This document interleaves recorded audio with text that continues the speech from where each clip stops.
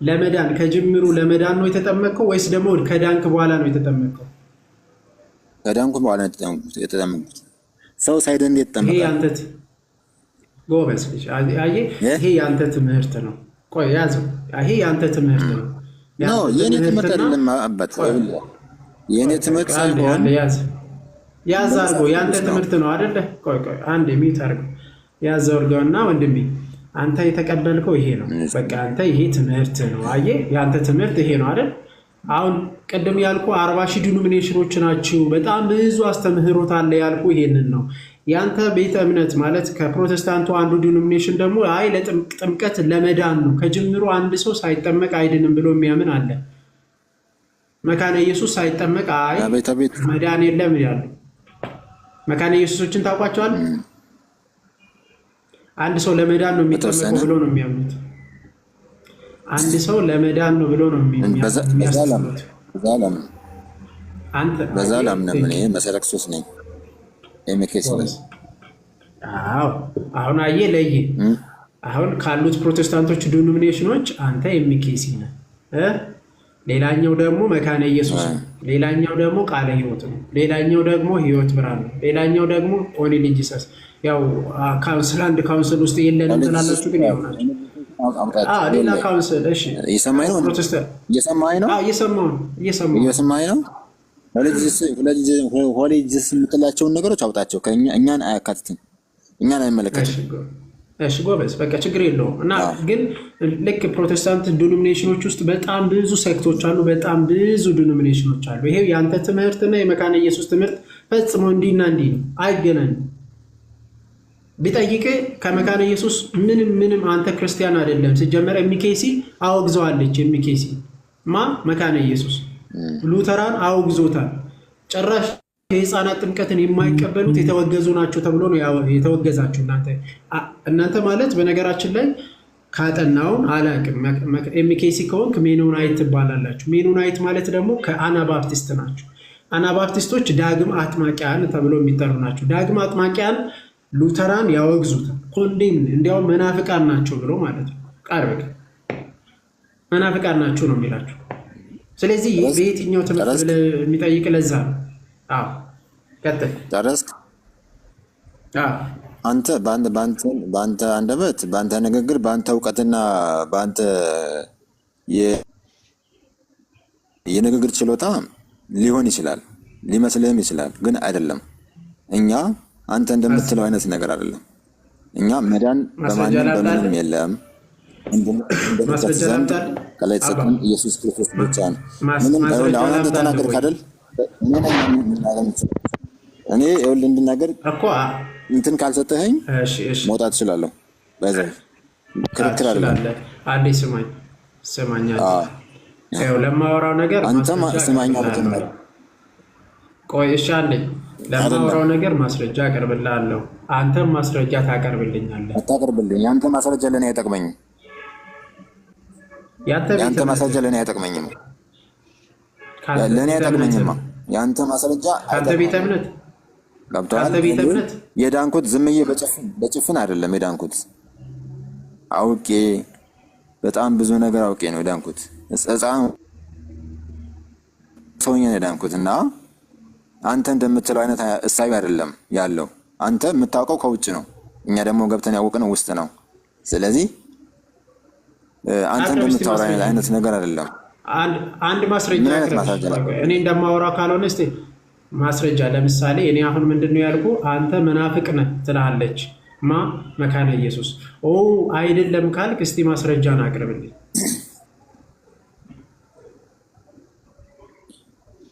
መናፍቅ አይደለሁም። እኔ መናፍቅ ያልሆንኩበት ምክንያት መካነ ኢየሱስ እንደ መጽሐፍ ቅዱስ መካነ ኢየሱስ አላለችም። አንተ ነህ ያልከው። መካነ ኢየሱስ አላለችም፣ አንተ ነህ ያልከው። ማስረጃ ለማጋጨት ወይም ደግሞ ለማጣላት የሆነ ነገር ጥላቻ ምናምን ነገር ከመካነ ኢየሱስ ላምጣልህ። አንዴ ስማኝ፣ ከመካነ ኢየሱስ ላምጣልህ። ከመካነ ኢየሱስ ትፈልጋለህ? ከምንም አልፈልግም፣ ከምንም። እሺ ታዲያ ለምን ገባ?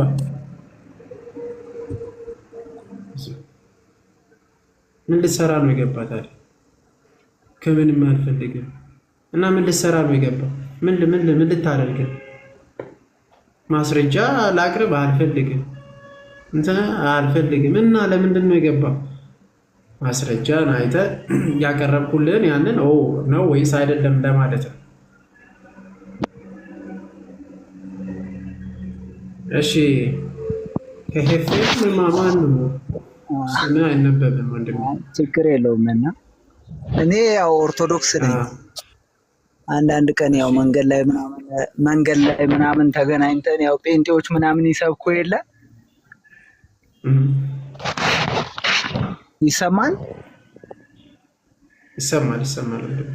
ይሰማል እና እንደዚህ በጴንጤዎች በመጽሐፍ ቅዱስ ላይ ስለ ማርያም ምናምን ስናወራ በመንገድ ላይ ስለሆነ ማለት ነው አንድ የሆነ አዲስ ነገር ሲናገሩ ስለሰማሁ እሱን ለመጠየቅ ብዬ ነበር። እና የኔ ጥያቄ ምን መሰለህ? እኛ ድንግል ማርያምን የያዕቆብ መሰላል ነች እንላለን። ይሰማል አይደል? ይሰማል። ሄሎ። እና የያዕቆብ መሰላል ነች እንላለንና ሰውየው ያ መሰላል ኢየሱስ ክርስቶስ ነው የሚል ሐሳብ አመጣ።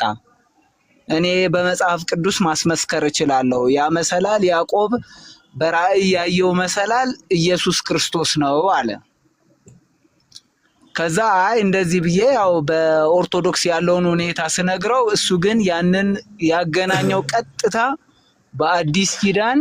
በአዲስ ኪዳን ከዮሐንስ ወንጌል መጨረሻ ላይ ያ የሰው ልጅ የሚለውን ጥቅስ ጠቅሶ ያ መሰላል ያዕቆብ ያየው ያ መሰላል እኔ ነኝ ብሏል ኢየሱስ ክርስቶስ በሚል አገናኘልኝ ማለት ነው። አሁን የዮሐንስ ራእይ መጨረሻ ላይ ያለውና የኦሪት ዘፍጥረቱ የያዕቆብ መሰላል ኢየሱስ ክርስቶስ እንደሆነ እሱ ሲናገር ስለሰማሁት መጽሐፉን ሳነበው ተቀራራቢ ስለሆነ የኛ እንዴት ነው የሚፈታው የሚለውን ለማወቅ ነበር። እሺ መጀመሪያውን አይተሃል? በራእይ ዮሐንስ መጨረሻ ላይ መሰላል እኔ ነኝ ይላል ክርስቶስ።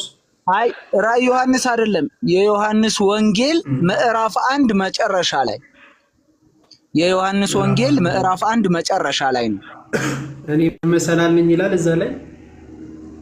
አዎ በሰው ልጅ ላይ መላእክት ሲወርጡና ሲወርዱ ታያላችሁ ወደ ሰማይ ይላል። ጥቅሱ እንደዛ ነው የሚለው። እኔ አንብቤዋለሁ ይላል። አሁን ይሄ መሰላል ያኛው ዮሐንስ በራእይ ያየው መሰላል እሱ ነው ኢየሱስ ክርስቶስ በሚል ነው እንዲገጥም አድርጎ የነገረኝ ማለት ነው። አሁን የኛ ደግሞ የድንግል ማርያም ምሳሌ የሚመጣው እንዴት ነው? እዛ ጋ ነው። እሺ መልካም። እሺ አንዴ ኔትወርክ ይዘገያል ይመስለኛል። በደንብ ስማኝና ልመልስልህ። በብሉይ ኪዳን ውስጥ የነበሩት በመጽሐፍት ላይ የተጠቀሱት አፈታታቸው በአባቶች ዘንድ በጣም በብዙ አይነት ሊፈታ ይችላል። አንድም ብሎ ሲጀምር አንድምታ ነው። አንድም ብሎ ይፈታል። ለምሳሌ ራኔስ በዚህ ልክ ከፈታ ደግሞ ኢግናቲየስ ሊሆን ይችላል፣ ወይም ደግሞ ፖሊካርፕ ሊሆን ይችላል፣ ወይም ዮሐንስ አፈወርቅ ሊሆን ይችላል፣ ብዙ አውግስቲን ሊሆን ይችላል። በጣም ብዙ አፈታቶች ሊኖሩ ይችላል። ግን እያንዳንዱ የሚፈቱት ከምን አንጻር ነው ከተባለ ከነገረ ድህነት አንጻር አድርጎ አባቶች በጣም ብዙ ሲፈቱ እናያለን። ኦኬ ከድንግል ማርያም ጋር እንዴት እያያዛል የሚለውን ነው ወንድም። ከኢየሱስ ጋር አያይዘው የፈቱት አባቶች አሉ፣ ከድንግል ማርያም ጋርም አያይዘው ይፈቱታል። ከምን አንጻር ነው ከእመቤታችን ጋር የሚያያዘው? የመጀመሪያ እግዚአብሔር በሰማይ መጀመሪያ ላይ ምንድን ነው ከሰማይ የታየው አለ መሰላል አለ። እሱ ደግሞ በዛ ላይ ሲወጡ ሲወርዱ መላእክቱ ሲወጡ ሲወርዱ አለ። ማናየ ያዕቆብ አየ። ይሄ አንደኛ። በዛች ቦታ ላይ ደግሞ ምን ብሎ ሰየመ? ቤቴል ብሎ ዘይቱን ቀባ። ከዛ በኋላ ያንን ቦታ ቀደሰው ማለት ነው፣ ለየ ማለት ነው።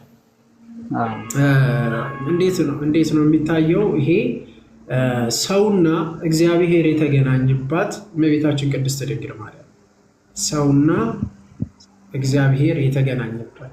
ያ ማለት ነው ማለት ነው ከእሷ ከድንግል ማርያም ስጋ እነሳ ማ ክርስቶስ የእግዚአብሔር ልጅ ቃል የነበረ ያ ቃል መጥቶ ከድንግል ማርያም ስጋ እነሳ።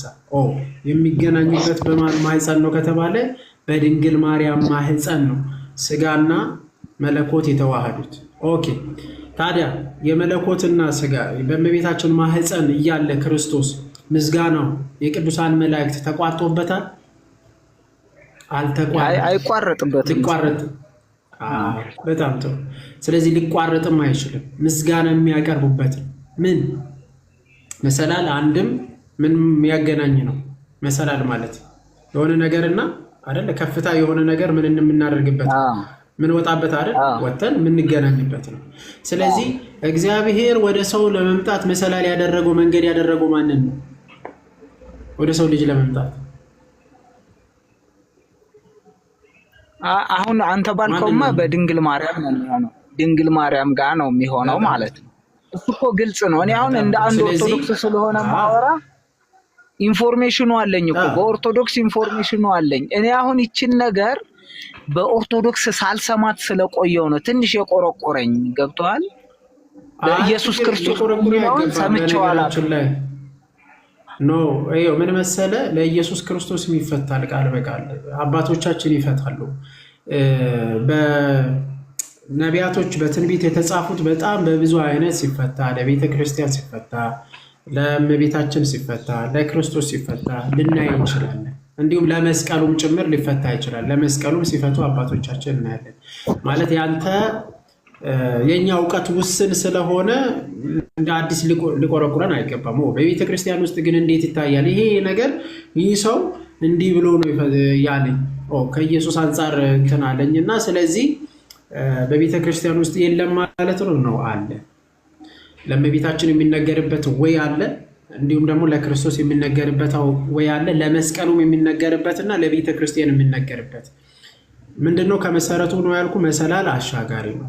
ማሻገር ማለት ነው ከአንዱ ወደ አንዱ የሚያሻግር ወይም ደግሞ ከፍ የሚያደርግ ነው። ኦኬ በቤተ ክርስቲያን ከፍ ብለናል። አዎ ክርስቶስ ቤተ ክርስቲያንን አንስቶ ቀድሷት እሱ ከፍ ባደረጋት እዛ ቤተ ክርስቲያን ውስጥ በመግባታችን እኛ ከፍ የምንልበት በድንግል ማርያም ሰውና አምላክ የተገናኙበት በእሷ ስለሆነ ከሰው ዘር ሁሉ ከድንግል ማርያም ስጋ እንደመንሳቱ እኛ ምን የሆንበት የተገናኘንበት በቃ ከሰው ልጆች ሁሉ ንጹህ የቀረበችው እመቤታችን ቅድስት ድንግል ማርያም ነች። ከዛ አንጻር የእግዚአብሔር ልጅ ልጁን የላከባት ወደ ማን ነው? ወደ ድንግል ማርያም ነው። ከዛ አንጻርም ሊፈታ ይችላል ማለት ነው። ከኢየሱስ አንጻር አሻጋሪያችን ማን ነው? ክርስቶስ ነው። ከሞት ወደ ህይወት፣ ህይወትና ሞትን ከሞት ወደ ህይወት ያሻገረ ከጨለማ ወደ ህይወት ያመጣል ማን ነው? ክርስቶስ ነው። ስለዚህ እሱ ሞትን ተቀብሎ መከራን ተቀብሎ ማውጣቱን ከዛ አንጻር ሊታይ ይችላል። ወርዛት ማተር እንደዚህ አይነት እንትን ላይ ማለት ከኛ ውስንነት እውቀት አንጻር ልንገምተው አይገባም። በቤተ ክርስቲያን አባቶች ዘንድም አለ ልደሉ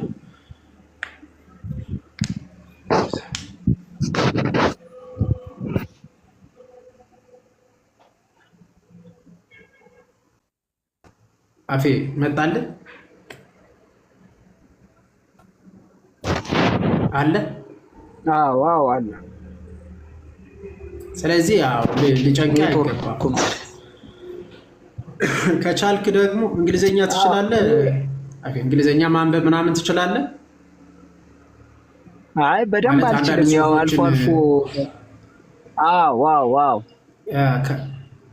ከቻልክ የኛ አንድምታ አለ። ከኛ አንድምታ ካለፈ ግን ካቴና ባይብል ክፈትና አባቶች ምን ብሎ ፈቱት የሚለውን ማየት ትችላለህ። አባቶች ምን ብሎ ፈተውታል፣ ይሄን ከምን አንጻር ፈቱ፣ ይሄን ከምን አንጻር ፈቱ የሚለው ማለት ነው።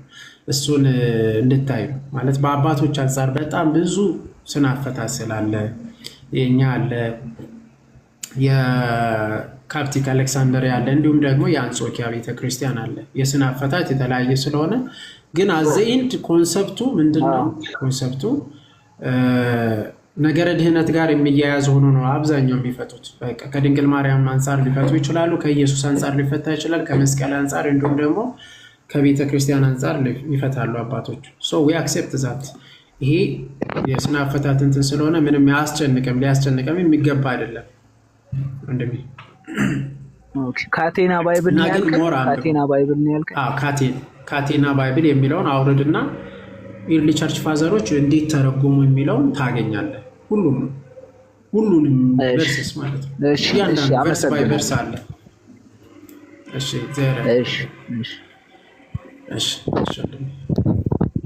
ቅዱስ አቤት፣ ሰላም ነው ዲያቆን? እግዚአብሔር ይመስገን። እንደምን አለ? እግዚአብሔር ይመስገን። ከየት ቤተ እምነት ነህ? ቀኛው ነህ ወይስ የወንጌል አማኝ? የወንጌል አማኝ የትኛው? ማለት የወንጌል አማኞች ብዙ ናቸውና የትኛው ነህ?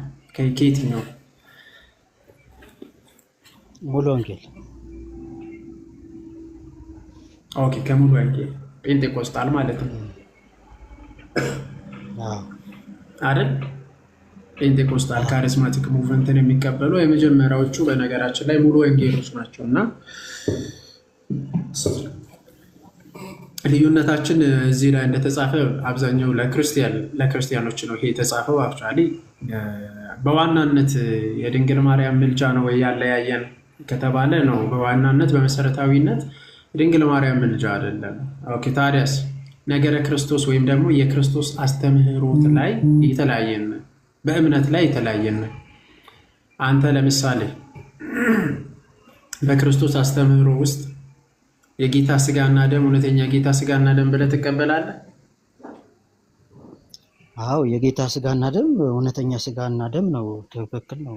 እውነተኛ ብለን ነው መውሰድም ያለብን። ምክንያቱም ይሄን ብሎ እውነተኛ ስጋዬ ነው እውነተኛ ደሜ ነው ብሎ ስላለ እኛም ያንን እንቀበላለን። ምንም ጥያቄ የለውም። በጣም ጥሩ። አንድ ሰው የሚጠመቀው ለመዳን ነው ብለህ ታምናለህ? አይ እዚሁ ላይ እውነተኛ የጌታ ስጋና ደም ነው ስልህ እኮ የሆነ የሚቀየር ነገር የሚለወጥ ነገር ሆኖ ሳይሆን ጌታ ኢየሱስ ክርስቶስ በዛ በዕለተ ሐሙስ ቂጣውን ወይም ዳቦውን ወይም ህብስቱን አንስቶ ነው ይሄ ስጋዬ ነው ብሎ የሰጣቸው እንጂ ሊተራሊ ህብስት ነው እንትን ነው ምግብ የሚባል በጥርስ የሚታኘክ እና ስጋው እንጂ የተለወጠ የራሱ ስጋ ይሆናል። እኔ የተለወጠ ስጋው ብለህ ትቀበላለህ? ስትቀበል ስጋው ብለህ ማለት ስጋውን እኮ አይደለም እኮ የሰጣቸው፣ ህብስት እኮ ነው የሰጣቸው። ጌታ ምን ብሎ ነው የሰጣቸው? እንኩ ይሄ ስለእናንተ የሚቆረሰው ስጋዬ ነው ብሎ ሰጣቸው። ኦኬ፣ ስጋዬ ብሎ ሰጣቸው አይደል? ስለእናንተ የሚቆረሰው ስጋዬ ነው፣ ስለእናንተ የሚፈስ የአዲስ ኪዳን ደሜ ነው ብሎ ሰጣቸው። ይሄ ስጋዬ ነው ብሎ ነው የሰጣቸው ወይስ አይደለም? እየነገርኩህ እኮ ነው። ይሄ ስለእናንተ የሚቆረሰው ስጋዬ ነው፣ ይሄ ስለእናንተ የሚፈሰው ደሜ ነው ብሎ ሰጣቸው እንጂ ሊተራሊ ስጋዬ ነው ብሏል ወይስ አላለም? ስጋዬ ነው ይሄ ስለእናንተ ስጋዬ ነው ብሏል አላለም? ስለእናንተ የሚቆረሰው ስጋዬ ነው። እሺ፣ ቆይ መጽሐፍ ቅዱስ ይዛል? መጽሐፍ ቅዱስ ራቅ ያለ ቦታ ነው አላስኩም። ተከበረ ያኛውን ስልክ አንቺ ቀዩን ስልክ። እሺ፣ ማቴዎስ 26:26 ለጥፉለት ከታች። ኢየሱስ ህብስቱን አነሳና ከዛስ ባረከ። ከዛስ ይህ ምን ነው አለ? ስጋዬ ነው አለ። መጀመሪያ በደንብ አስተውል። መጀመሪያ ያነሳው ህብስቱን ነው። ከዛ ከባረከ በኋላ ምን አለ? ስጋዬ ብሎ እንደጠራው አንተም ስጋው ነው ብለህ ታምናለህ ወይ ነው ጥያቄው። ቅዱስ አይ ስጋው ነው ብዬ አላምንም። እኔ ህብስት ነው ብዬ ነው የማምነው። ኦኬ፣ ክርስቶስ ግን ስጋዬ ነው አለ። አንተስ ምን አለ መሰለህ? ጌታ ኢየሱስ ክርስቶስ ሲበሉ እራት በሚበሉበት ሰዓት በዕለተ ሐሙስ ቂጣውን ህብስቱን ወይም ደግሞ ምግቡን አነሳና ባረከ፣ አመሰገነ። ከዛ በኋላ ቆርሶ ሰጣቸው። እየበሉ ባሉበት ሰዓት ምግብ እየበሉ ሊተራሊ ምግብ ማለት ነው። ይሄ ስለእናንተ የሚቆረሰው ስጋዬ ነው፣ ይሄን በበላችሁ ጊዜ ለመታሰቢያ ያድርጉት ብሎ ሰጣቸው። አላለም። እንደዛ አይልም ቃሉ። አላለም። ቃሉ እንደዛ አይልም። ቃሉን አንብብ ድገም። አንደኛ ቆሮንቶስ ምዕራፍ 11 እስታውቃለች። ቆይ መጀመሪያ ይሄው አንብበው ማቴዎስ 26 ላይ ያለው ያነበብን ያለው ነው። እስቲ ድገምና እስቲ ንገረን። መጽሐፍ ቅዱስ አላስኩም፣ አንብበው ከተላለሁ ችግር የለም። እሺ ከታች እኮ ይኸው ለጥፎልሃል። ከታች ይኸው ማቴዎስ 26 ላይ ለጥፎልሃል። ይኸው አንብበው። ይኸው ከታች ሁሉም ለጥፎልሃል። እንጀራን አንስቶ ሰጣቸው፣ አንስቶ ባረከ፣ ቆርሶ ለመዛሙርቱ ሰጠና ብሉ፣ ይህ ስጋዬ ነው አለ። ቴንክ ዩ። ይህ ስጋዬ ነው ብለህ ትቀበላለህ ወይ ነው ፖይንቱ። አንተ ጌታ እንደተናገረ ህብስት ብዬ ነው የምቀበለው። ስጋ ሊትራሊ ስጋው አይደለም፣ ህብስት ነው። እሺ እንጀራ። እሺ ኢየሱስ ተሳስቷል? አልተሳሳተም በፍጹም። አንደኛ እኮ ስጋዬ ነው ያለ። ኦኬ ስለዚህ ቆይ አንዴ ሎቱ ስብሐት ኢየሱስ ክርስቶስ ስጋዬ ነው ብሎ የሰጠው አንተ ስጋው ብላ አትቀበልም አይደል? እኔ ስጋው ብዬ አልቀበልም። አንተ አስረዳኝ። ስጋው ነው እየቆረሰ ከሆነ አካሉ ላይ እየቆረሰ ከሆነ አስረዳኝ። እሺ ያዝ አድርግና ቅድም ስጠይቅ ምንድን ነው ያልከኝ? እውነተኛ ጌታ ስጋና ደም ነው ብለን ነው የምንቀበለው አልከናል።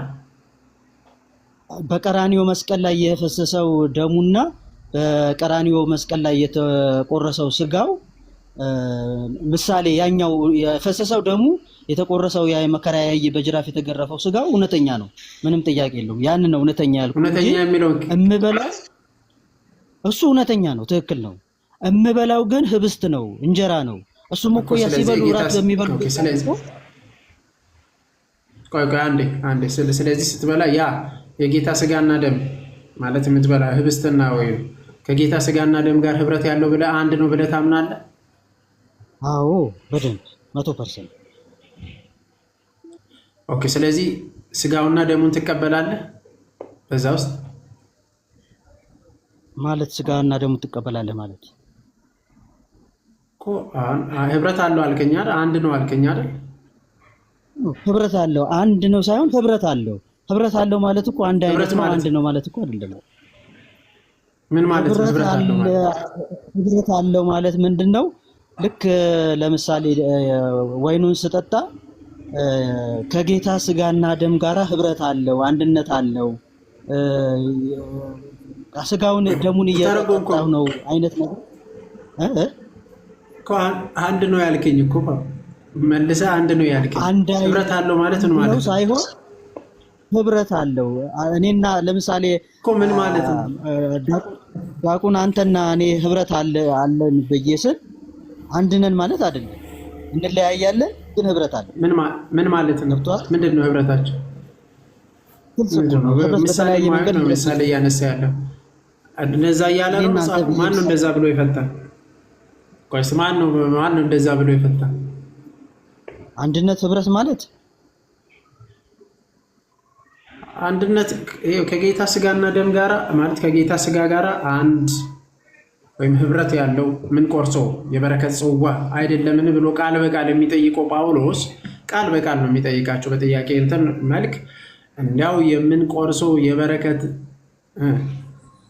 የምንባርከው የበረከት ጽዋ ይላል ቃል በቃል የበረከት ምን የምናደርገው የምንባርከው የበረከት ጽዋ አንደኛ ቆሮንቶስ ምዕራፍ 10 ቁጥር 16 ጀምረን እኛ ብዙዎች ሳለን አንድ ስጋ ነን። ለምን አንድ ስጋ ያደርገናል? አንዱ እንጀራ ወይም ደግሞ የምንካፈለው አንዱ ስጋና ደግሞ አንድ ስጋ ያደርገናል ይላል። እሺ ወይንና ሚስት አንድ ስጋ ሊያደርግ ይችላል? እሱ እኮ ነው። አሁን እኮ በጌታ ስም ባርከን ነው እኛ ያንን የምንጠቀመውና የምንበላውና እኮ አንድ ሊያደርግ ይችላል ወይ? በጌታ በምንም ይሁን ቆይ አንድ ስጋ ሊያደርገን ይችላል? ምኑ የጌታ ስጋና ደም አንድ ስጋ ሊያደርገን ይችላል ወይ? ማለት የጌታ ስጋና ደም አይደለም። አንተ አክቹአሊ ህብስት ብቻ ነው። ህብስት ብቻውን አንድ ስጋ ሊያደርገን ይችላል? አንድ ስጋ ሊያደርገን ይችላል ማለት አልገባኝም ጥያቄ። በቃ ቅዱስ ጳውሎስ ይኸው አንድ ስጋ ያደርገናል ይላል። አንድ ስጋ አንድ አካል ያደርገናል ይላል። አንድ አካል ህብስት ብቻውን አንድ አካል ሊያደርግ ይችላል ወይ? አንብቡ።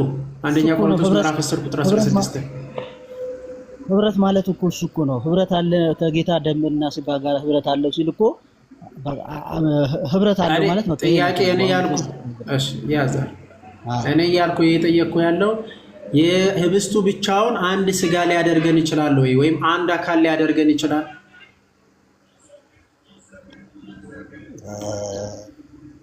ቃሉ የሚናገረው እንደዛ ነው። ስለዚህ ህብስቱ ብቻውን አንድ አካል ሊያደርገን ይችላል? ህብስትና ወይኑ ማለት ነው እኮ አንድ አካል ሊያደርገን ይችላል። እንደዛ ነው የሚለው ክፍሉ። እስኪ አንብበው፣ እኔ እከተላለሁ። እሺ በድጋሚ አሁንም መልስልኝ። አንተ ሊያደርገን ይችላል ወይስ አይችልም የሚለውን በመልስልኝ። አንተ ህብስትና ወይኑ ብቻውን ብለህ ስለምታምን አንድ ስጋ ወይም አንድ አካል ሊያደርገን ይችላል ወይ? ብቻውን ህብስቱ ምን ታራለ? ምን አለ ሊያደርገን አንድ አካል ሌላ ምን አለው ታዲያ? እኮ ሊያደርገን ይችላል ወይስ አይችልም? መልስልኝ። የተጻፈውን አምናለሁ እቀበላለሁ ነው የተጻፈውን ካምን ኦኬ። ስለዚህ ሊያደርገን ይችላል። ኦኬ ብቻውን ህብስት አንድ ህብስት የምትበላው አንድ የጌታ ስጋ ወይም የጌታ አካል ሊያደርግ ይችላል ማለት ነው በአንተ ትምህርት። ቃሉ እንደሚል እንደተጻፈ እኔ አምናለሁ እቀበላለሁ። በእኔ ትምህርት ሳይሆን መጽሐፍ ቅዱስ እንደሚናገር። አየ እሺ ልቀጥልና እዛው ላይ ማለት ነው ይሄንን ስጋና ደም የሚቀበለው የጌታ ስጋና ደም ዕዳ አለበት ይላል አይደል? አዎ። ለምንድን ነው የጌታ ስጋና ደም ዕዳ ያለበት? ሳይገባው የሚቀበል የጌታ ስጋና ደም ዕዳ አለበት ይላል። ሳይገባው ወይም ሳይገባው ይሄንን የሚበላና የሚጠጣ የጌታ ስጋና ደም ዕዳ አለበት ይላል። አሁን ለምሳሌ ዕዳ አለበት። የምንድን ነው ዕዳ ያለበት? ምንድን ነው ዕዳ ያለበት? ምን ማለት ነው? እሱ ማለት በጣም የከበረ ስርዓት፣ በጣም የተቀደሰ ስርዓት፣ የጌታን ሞት እንድናስብበት፣ ሞቱን እንድንናገርበት፣ ያንን ደግሞ በምንወስድበትና በምንበላበትና በምንጠጣበት ጊዜ የሱን ሞት የምናስብበት በጣም የከበረ ቅዱስ ስርዓት ስለሆነ ይሄ ስርዓት ሳይገባው ነው የሚለው። ያንን ሳይገባው ወይም ሳይገባው የሚወስድ ሰው ካለ የጌታ ስጋና ደም ዕዳ አለበት። ለምሳሌ አሁን እናንተ ህፃናቶችን ታበላላችሁ። አንዴ ስማኝ፣ ቆይ ቅዱስ ሌላ ቦታ አትሄድ። ቅዱስ ቃል በቃል እየጠየቅኩ ቆይ አንዴ ተረጋጋ። እየጠየቅኩ ያለው የጌታ ስጋና ደም ዕዳ አለበት ያለው ጳውሎስ ሳይገባውና ሳይገባው አይደል የሚቀበል፣ ሳይገባው የሚቀበል የጌታ ስጋና ደም ዕዳ አለበት ይላል። ምን ሳይገባው ነው? የጌታ ሞት ወይም ደግሞ ስለ ጌታ በትክክል ሳያውቅ ሳይገባው ሳይረዳ ዝም ብሎ የሚወስድ ሲያቀር ስለ ጌታ ሲጀመርማ ስለ ጌታ እንትን መሆኑማ ያውቃል። እንዴት አያውቅም? እንዴት አይረዳም? መጀመሪያ ወረድ ብለህ ስታነበው እኮ ራሱን ይመርምር ይፈትን ይላል። ገብቶሃል? ሆኖ ያልተስተካከለ ያልገባበት ነገር ካለ ያልተስተካከለ ህይወት ካለ ስለዚህ ዕዳ እንዴት አለበት እኮ አንዴ ህብስት ብቻ ቢሆን እንዴት የጌታ ስጋና ደም ዕዳ አለበት ይላል? እየነገርኩ ያለውን አልሰማም ማለት ነው። የከበረ ስርዓት ነው፣ የተቀደሰ ስርዓት ነው፣ ጌታ የባረከው ስርዓት ነው። ይሄንን ደግሞ ለመታሰቢያ ሞቴን ትናገራላችሁ ብሎ የሰጠን በጣም የተቀደሰ ቅዱስ ስርዓት ስለሆነ ይሄንን ስንወስድ በጥንቃቄና በከበረ ሁኔታ ነው መውሰድ ያለው። አለበለዚያ ግን ደግሞ እንደ ተራ ነገር የምናየው ነገር ስላልሆነ ይሄንን በጥንቃቄ መውሰድ እንዳለብን ለማስረዳት ነው። አንተ የምትቀበሉ ህብስት ብቻ ብለህ ነው አይደል? አዎ። ከዚህ ውጭ ታዲያ ምን አለ? ህብስት ብቻ ብለህ ነው የምትቀበለው አንተ። ጌታ ኢየሱስ ክርስቶስ ምን ነው አለ? ምን ነው አለ? ይህ ስጋዬ ነው ይሄ ደሜ ነው አለ። እኔም እኮ እንደዛ ብዬ እኮ ነው የምወስደው። ያዝ ምኑ ብለህ ለምሳሌ ህብስቱን ስወስድ ለጌታ ለኔ በቀራኒው መስቀል ላይ የተገረፈልኝ ስጋው ነው ብዬ ነው የምወስደው። በቀራኒው መስቀል ላይ የፈሰሰልኝ ደም ነው ብዬ ነው የምወስደው።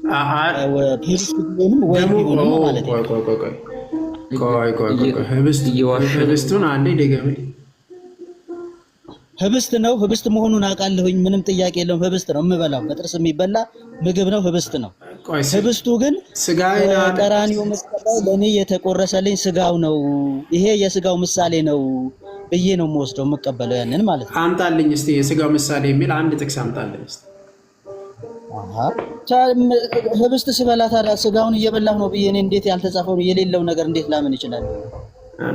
አምጣልና ማለት ክርስቶስ የስጋ ምሳሌ አንዴ ቅዱስ ቆይ ክርስቶስ የስጋ ምሳሌ ነው ወይስ ደግሞ ስጋዬ ነው ያለው?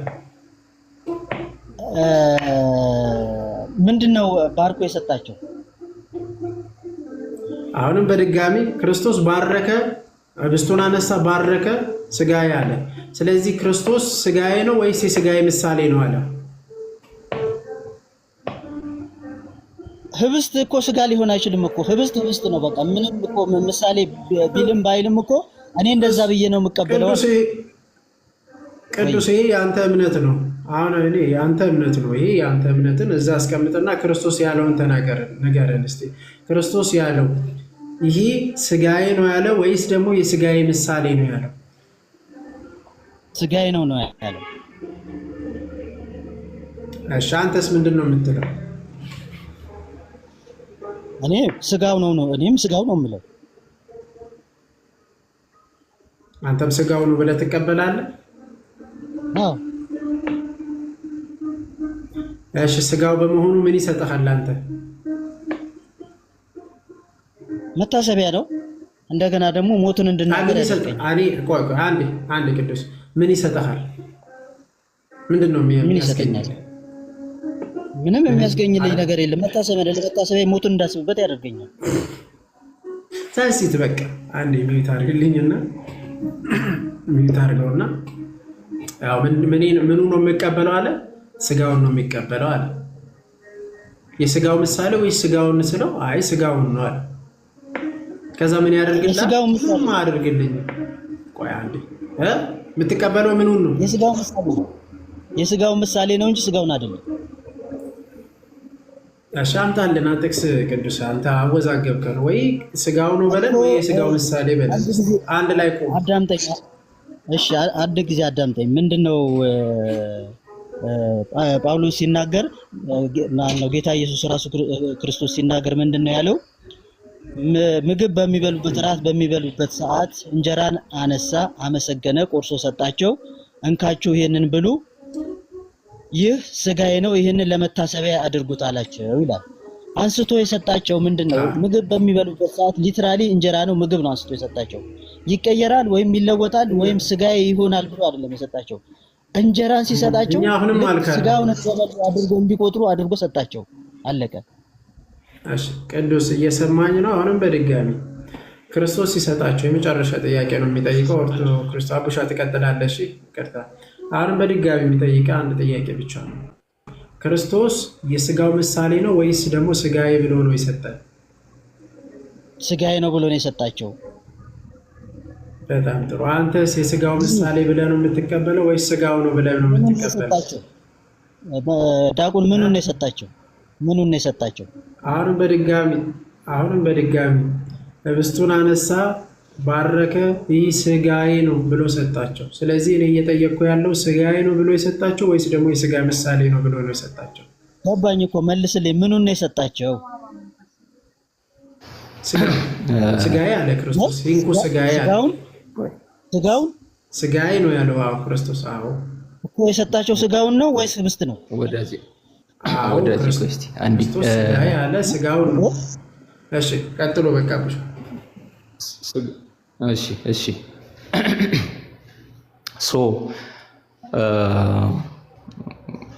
አንተ ስጋው ነው ብለህ እንድታምን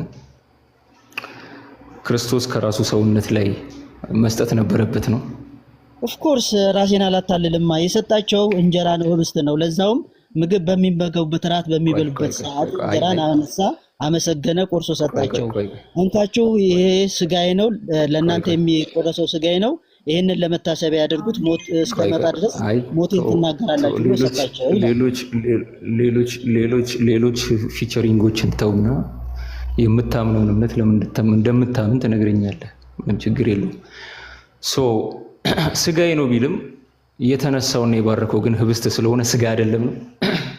ኦፍ ኮርስ በትክክል። ምክንያቱም እኔ ለምን ዋሻለሁ? ራሴን ለምን አታልላለሁ? ኦኬ ሰጪው አልዋሸም። በእንግሊዝ ኬዝ ሰጪውማ እኮ የሰጣቸው እኮ ህብስት እኮ ነው እኮ፣ ግልጽ እኮ ነው። ግን ስለእናንተ የሚቆረሰው ስጋዬ ነው የሰጣቸው። ምን ህብስቱ? ያንተ እምነት ያንተ ፕሪሰፖዚሽን ምንድነው? ስጋው ነው ለማለት ከስጋው ላይ ቆርሶ መስጠት ነበረበት። ኢንዚስ ኬስ ህብስት ስላነሳ ግን ህብስት ነው እንጂ ስጋ አይደለም የሚል አቋም ያስከው አንተ ነህ እንጂ ሰጪው አይደለም። እሺ እኔ አይደለሁም፣ ቃሉ ነው የሚናገረው። እስኪ ቃሉማ የሚለው ይሄ ስለናንተ የሚፈሰው ደሜ ነው፣ ይሄም ስለናንተ የሚሰጠው ስጋዬ ነው ነው ያለው ቃሉ። አይ ህብስትን የተነሳው ህብስቱ የስጋ ምሳሌ ነው የሚል ሐሰተኛ እምነት ያስከው አንተ ነህ።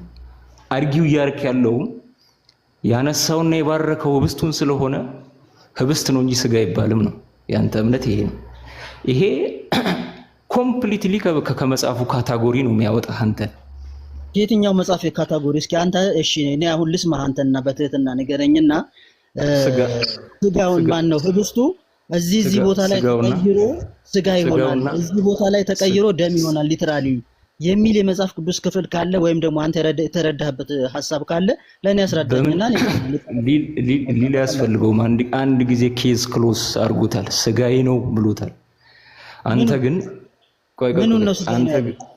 አንተ እኮ እያዳመጥክ አንተ ግን አቋም አለህ። ምን የሚል አቋም አለህ መሰለህ? ስጋዬ ነው ያለው ምን ነው? ህብስት ስለሆነ ተባርኮ የተሰጠው ህብስት ነው እንጂ ስጋ አይደለም የሚል ሐሰተኛ እምነት ያስቆ አንተ ነህ። ከመጽሐፉ ላይ የተወሰደ እምነት ሳይሆን አስቀድሞ ያስከው እምነት ግን ወደ መጽሐፉ የጨመርከው እምነት ነው። አሁን ይሄ እሺ ችግር የለም። አሁን ወደ መፈረጅን ተወውና ወዳጅ አድምጥ ገና እምነት ሳይሆን እኔ ይኸውልህ ነገርኩህ። ጌታ ኢየሱስ ክርስቶስ አልፎ በተሰጠበት በዛች ሌሊት እንጀራን አንስቶ አመሰገነ፣ ቆርሶ ሰጣቸው፣ እንካችሁ ብሉ፣ ይህ ስለናንተ የሚሆን ስጋዬ ነው፣ ለመታሰቢያ ያድርጉት። ህብስት ነው ያለው።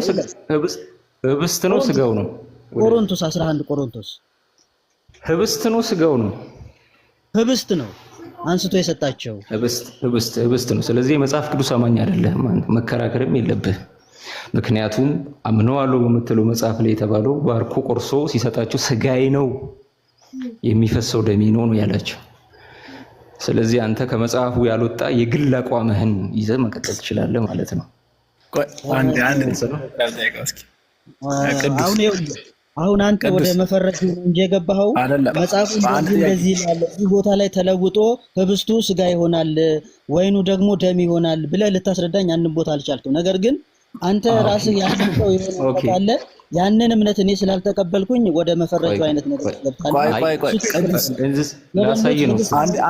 አንድ ጥያቄ ልጠይቀው ነበረ። እሺ ጠይቀኝ። ትችላለህ ወዳጅ ቀጥል። እሺ አንተ ቅዱስ ለምሳሌ ህብስቱን አንስተህ ይሄ ስጋዬ ነው፣ ወይኑን አንስተህ ይሄ ደሜ ነው ማለት ትችላለህ? አትችልም? አቤት ምንም አቤት የለውም። አንስተህ ህብስቱን ይሄ ስጋዬ ነው፣ ይሄ ደግሞ ደሜ ነው ማለት ትችላለህ? የማንን የትኛው ምኑን አልገባኝ። የትም ይሁን ምንም ይሁን ያገኘኸውን አንስተህ ማለት ትችላለህ? አይ የሚገናኝ አሁን ከሚወራው ነገር ጋር የሚገናኝ ነገር አይደለም እየጠየቀኝ ያለው። ስለ ጌታ ደም ስጋና ደም እያወራኸኝ ነው ወይስ ስለ ሌላ ነገር? አዎ ስለሱ ከሆነ ይኸውልህ ጌታ ኢየሱስ ክርስቶስ አልፎ በዛች ሌሊት በዕለተ ሐሙስ እንጀራን አንስቶ አመሰገነ፣ ቆርሶ ሰጣቸው፣ እንኩ ይሄንን ብሉ ስጋዬ ነው ብሎ ሰጣቸው፣ ይሄንን ጠጡ ደሜ ነው ብሎ ሰጣቸው፣ ይሄንን ደግሞ ለመታሰቢያ ያድርጉት ብሎ ሰጣቸው ይላል መጽሐፉ። በቃ አለቀ እኮ። ስለዚህ ምንም እዚህ ጋር ደም አይደለም ስጋ አይደለም፣ ሊትራሊ የሚበላ ምግብ ነው፣ የሚሰጣ መጠጥ ነው። ቃሉ በስትክክል ህብስቱን አንስቶ ስጋዬ ነው ብሉ ብሏቸው ሳለ ባርኮ የቆረሰው ህብስት ስለሆነ ስጋ አይደለም የሚል ሐሰተኛ እምነት ይዘሃል። ምን ለዚህ ነው በገነት ያለው ፍላሽ ወዳጅ አድምጥ። አማኝ ልብ ያለህ መስሎ ሆኖ አሁን ላሳይ ነው እንዴት የግልህን ሐሳብ እንደምታምን መጽሐፉን ሳይሆን ማለት ነው የግልህን አቋም እንደምታምን ላሳይ። ብታዳምጠኝ ጥሩ ነበር። እግዚአብሔር በገነት ውስጥ ያለውን ፍሬ እውቀት የሚሰጥ ፍሬ በገነት ውስጥ ያለውን ፍሬ ህይወት የሚሰጥ ፍሬ ማድረግ የሚችል ኃያል አምላክ ሆኖ ሳለ ባርኮ ቆርሶ ስጋዬ ነው ብሎ ሲሰጣቸው ህብስት ስለሆነ ስጋው አይደለም የሚል የኢአማኒ እምነት ያስከው አንተ ነህ። አየህ ተለውጦ ማየት ያለብኝ የሚል አይነት እምነትን ያስከው። ለዛ ነው ከመጽሐፍ ቅዱስ በቃሉ አታምነው ቀድመ ለደመደምከው እምነትን የተገዛው አንተ ማለት ነው እንጂ ከቃሉ ጋር ተባብረህ አይ የምበላውና የምጠጣው ስጋውን ነው አማናዊ ስጋው ነው ትል ነበር። ቃሉ በቂ ስለሆነ ማለት ነው። እንዴት እኔ እንጀራ እየበላው ህብስት እየበላው ቂጣ እየበላው ስጋ ነው የምበላው ብዬ እንዴት ነው? ይሄ እንግዲህ ይሄ ነው ይሄ አንተ እምነት ነው። ምን እኔ አማኒ እምነት ነው ያስከው፣ የግል አቋም ነው ያስከው። ወዳጄ በዚህ እኮ እንተማመናለን። ኬስ ክሎዝ። አሁን ፍረጃው እንደዚህ አይነቱ ሐሳብ ምንም የሚጠቅም ነገር የለም። ሰዎችም እንዲማሩ ፍረጃ ሳይሆን በእውነት ላይ የተመሰረተ ድምዳሜ። እዚህ ቦታ ላይ ተለውጦ ተቀይሮ ደም ሆኗል ወይኑ፣ እዚህ ቦታ ላይ ተቀይሮ ዳቦ ስጋ ሆኗል፣ የጌታ ኢየሱስ ክርስቶስ ሊትራሊ ስጋ ሆኗል ማለት አይጠበቅበትም። ከበቂ በላይ ግን አሁን በጠቀስኩ ቃል ላይ በደንብ ተቀምጦ ነው ያለው። ህብስትና ወይኑ ስጋውና ደሙ እንደሆነ በራሱ ሰጪው ባለቤቱ በተደጋጋሚ የማቴዎስ ወንጌል ምዕራፍ 26 ላይ በተደጋጋሚ ተናግሯል። የሉቃስ ወንጌል ምዕራፍ 24 ላይ ይህ ስጋዬ ነው ህብስቱን ቆርሶ በስትክክል ህብስቱን ቆርሶ ሰጣቸው። እንካችሁ ብሉ፣ ይህ ስጋዬ ነው፣ እንካችሁ ጠጡ፣ ይሄ ለዓለም ሁሉ የሚፈሰው ደሜ ነው ብሎ ተናግሯል። የቆሮንቶስ መልእክት ምዕራፍ 10 እንደው ምዕራፍ 11 ላይም በተደጋጋሚ ሳይገባው የሚበላ የጌታን ስጋ ሳይለይ የሚበላ ሁሉ የጌታ ስጋና ደም ዕዳ አለበት የሚል የዋጋ እኩልነትን ክሊር ከት በሆነ መንገድ ሲናገሩ የግል አቋምህን ያዝከው አንተ ነህ እያልኩ ነው ያለው። ምክንያቱም በአንተ እምነት መሰረት ስጋው ስጋ እንዲሆን ስጋው ስጋ እንዲሆን ክርስቶስ በመጨረሻው እራት ላይ ከስጋው ቆርሶ መስጠት ነበረበት። ስላልሰጠ ህብስት ስለነሳ ህብስቱ ህብስት ነው፣ ስለዚህ ስጋው አይደለም የሚል የኢአማኒ ሙግት ያስከው አንተ ነህ። በዛ ሙግትህ ቀጥል ነው የምልህ እኔ። በዛ ሙግት ላይ ትቀጥላለህ። በመጽሐፍ ቅዱሳዊ እውነት ላይ ግን የተመሰረተ አይደለም እምነትህ ይሁን። በቃ በዚሁ ላይ አንተ በደንብ እንድታስረዳኝ። ለምሳሌ ሳይገባው ወይም ሳይገባው የጌታ ስጋና ደም የበላ ዕዳ አለበት ፍርድ አለበት ብሎ ይናገራል። በ40 ቀንና በ80 ቀን ለህፃናቶች እናንተ ትሰጣላችሁ። ለምሳሌ ኦርቶዶክስ that's a second question that's relevant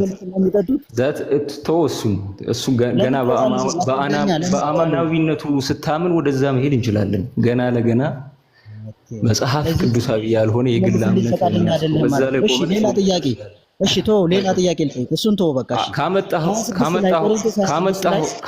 ካመጣኸው ላይ ቀር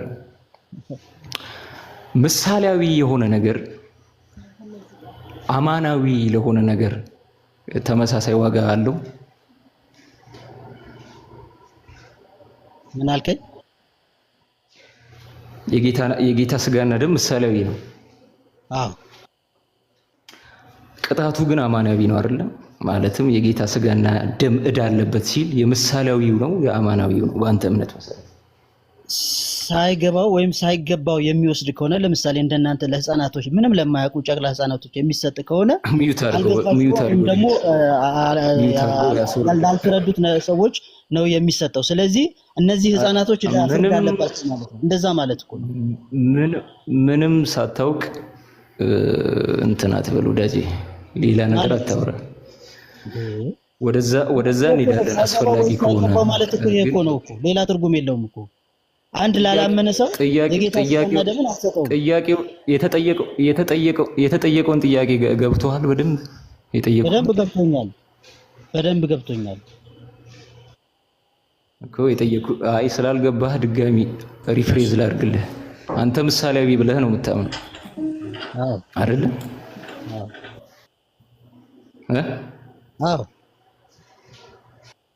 ምሳሌያዊ ነው ብለህ ነው የምታምነው። የቅዱስ ጳውሎስ ቃል ግን የሚናገረው ሳይገባው የሚቀበል የጌታ ስጋና ደም ዕዳ አለበት ይላል። አንተ ምሳሌያዊ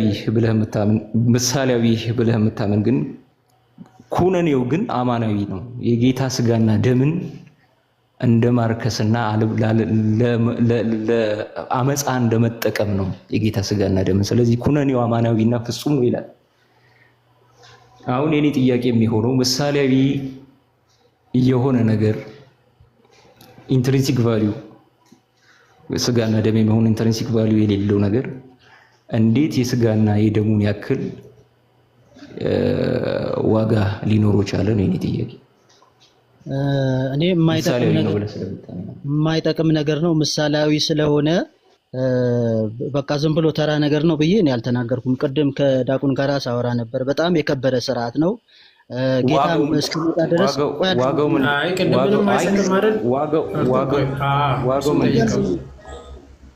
አዳምጠኛ። በጣም የከበረ ስርዓት ነው። በጣም የምናከብረው ስርዓት ነው። በጣም የምንወደው ስርዓት ነው። ጌታ የሰጠን ትእዛዝ ስለሆነ ያንን በትክክል እንፈጽማለን። ዋጋው ምንድነው? ዋጋው የህብስቱና የወይኑ መታሰቢያ ነው። መተላለፍ ዋጋው ምንድነው? ቅጣቱ ምንድነው? ዕዳ አለበት። የጌታ ስጋና ደም ዕዳ አለበት። የምን ዕዳ? ምሳሌያዊ በሆነው በአንተ እምነት ውስጥ እንዴት ነው እንደዚህ አይነት ነገር የሚሰራው ፋንክሽን የሚያደርገው ንገረኝ። በጣም የከበረ የተወደደ የጌታን ሞቱን የምናስብበት በጣም የተወደደ የከበረ ስርዓት ስለሆነ ያንን ማቃለል የለብንም። ስለዚህ የጌታ ስጋና ደም ዋጋ አለው ማለት ነው። በአማናዊ ምሳሌ ጋር ምንም ልሰማኝ አልቻልክም። አንተ ብቻ የሆነ እንትን አደረከው አይደለም። አይ ነገርከኝ እኮ ስርዓቱ በጣም ፍጹም ስለሆነ ስርዓቱ የተከበረ ስለሆነ አልክ። ሴርፎር የጌታና ስጋና ደም መተላለፍ የሚያመጣውን ዋጋ ያስከትላል አልከኝ አይደለ? አዎ ቅጣት ያስከትላል። ስለዚህ ስርዓቱን መተላለፍ ወይም ስጋና ደሙ አላግባብ በሆነ መንገድ አለመቀበል የጌታ ስጋና ደም የዕዳ ፍርድ ለዛ ይዳርጋል ነው አይደለ? ኮንቴክስቱ በትክክል እንደውም በእናንተ ዘንድ የደቀሙና የታመሙ ብዙ ሰዎች አሉ፣ አያሌዎችም አንቀላፍተዋል ይላል። በዛ ምክንያት በጣም ጥሩ አየህ። በጣም ጥሩ ስርዓቱን መተላለፉ የጌታ ስጋና ደም ስርዓትን መተላለፉ ወይም ደግሞ ስጋውና ደሙን በኃጢአት ሆኖ መቀበሉ የጌታ ስጋና ደምን ዕዳ የፍርድ የሚያስከትል ከሆነ በስርዓት ለተቀበሉት ዋጋው ምንድነው ማለት ነው? በስርዓት የጌታን ትእዛዝ መፈጸም ነው። መታሰቢያ ያደርጉት ብሎ ስለያዘዘና ስለተናገረ ያንን መፈጸምህና ማድረግህ ጌታን ማክበርህ ነው። ጌታን መታዘዝህ ነው። አለቀ። ስጋና ደሙን በኃጢአት መቀበል የስጋና ደሙ ዕዳ ባለ ዕዳ ያደርጋል ይላል ቃሉ። በስርዓት ለሚቀበሉት የጌታ ስጋና ደምን ሜሪት ዋጋ አይሰጥም። ምን ዋጋ ይሰጣል? ምን ዋጋ ይሰጣል? እግዚአብሔር ይርዳህ ወዳጅ፣ አውሩት በቃ። ለምን አስመልስልኝም? እግዚአብሔር ይርዳህ። ወደ እንትኑ ለምን ገባ? መልስልኝ። ውይይት እኮ ነው፣ ኖርማል ውይይት ነው። እኔ አሁን ካንተ ለመረዳት ነው። የሚያስፈልግ ዋጋ ንገረኝና ልረዳህ፣ ልቀበል፣ ልስማ።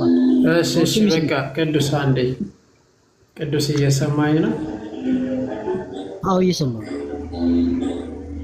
በጣም ጥሩ። ስለዚህ አንተ የምታምነው ምንም አይነት ነገር የሚሰጠው ነገር የለም ማለትም መታሰቢያ ነው አንደኛ። ሁለተኛ የጌታን ሞት ጌታ እስኪመጣ ድረስ ሞቱን እናገርበታለን። ይቅርታ ቅዱስ አንዴ ቆይ። ቅዱስ ያው እንዳንጫጫ የተደረበ እንዳታወራሽ።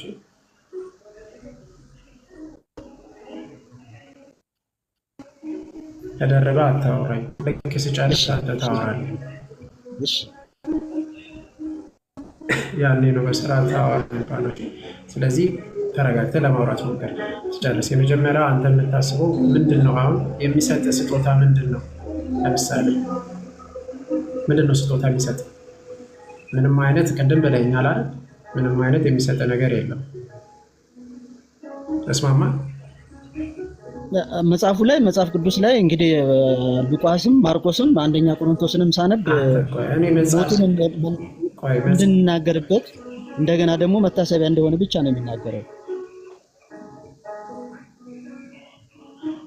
እኔ ያልኩ ያለው በነገራችን ላይ ሞቱን ታስብበታለህ ማለትና ምን ይሰጥሃል ማለት በጣም የተለያየ ነገር ነው። ሞቱን ታስብበታለህ ምንም የሚሰጠኝ ነገር ያልኩን ምንም የሚሰጠኝ ነገር ምንድን ነው የሚሰጥ?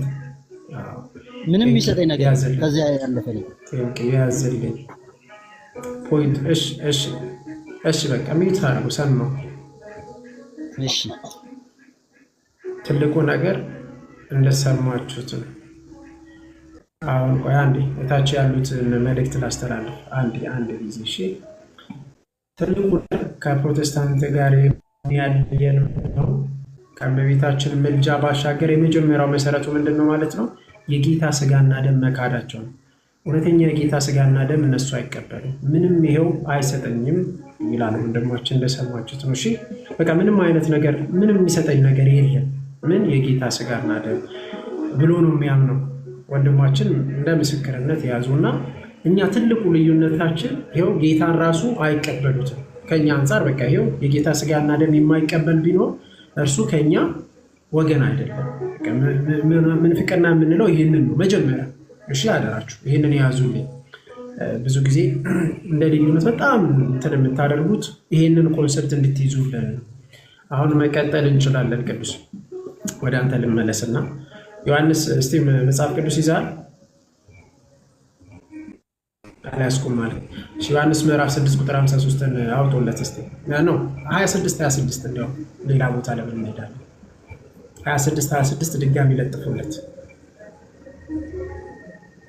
ምን እንደሚሰጠን እዛው ላይ ነው የሚያስቀምጠው። ይላ ቄት ቤተ እምነት ነው። ፕሮቴስታንት ነኝ።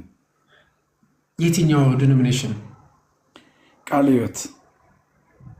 ቃለ ሕይወት በጣም ጥሩ። እሺ ከቃለ ሕይወት ሰው ለመዳን ምን ማድረግ አለበት?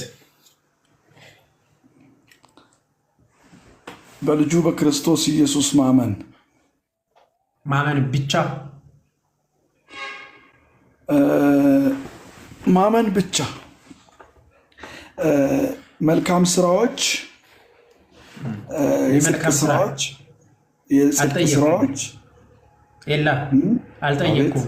ያልጠየቅኩን አትመልስልኝ። እሺ ሰው ለመዳን ምን ማድረግ አለበት ነው ያልኩ።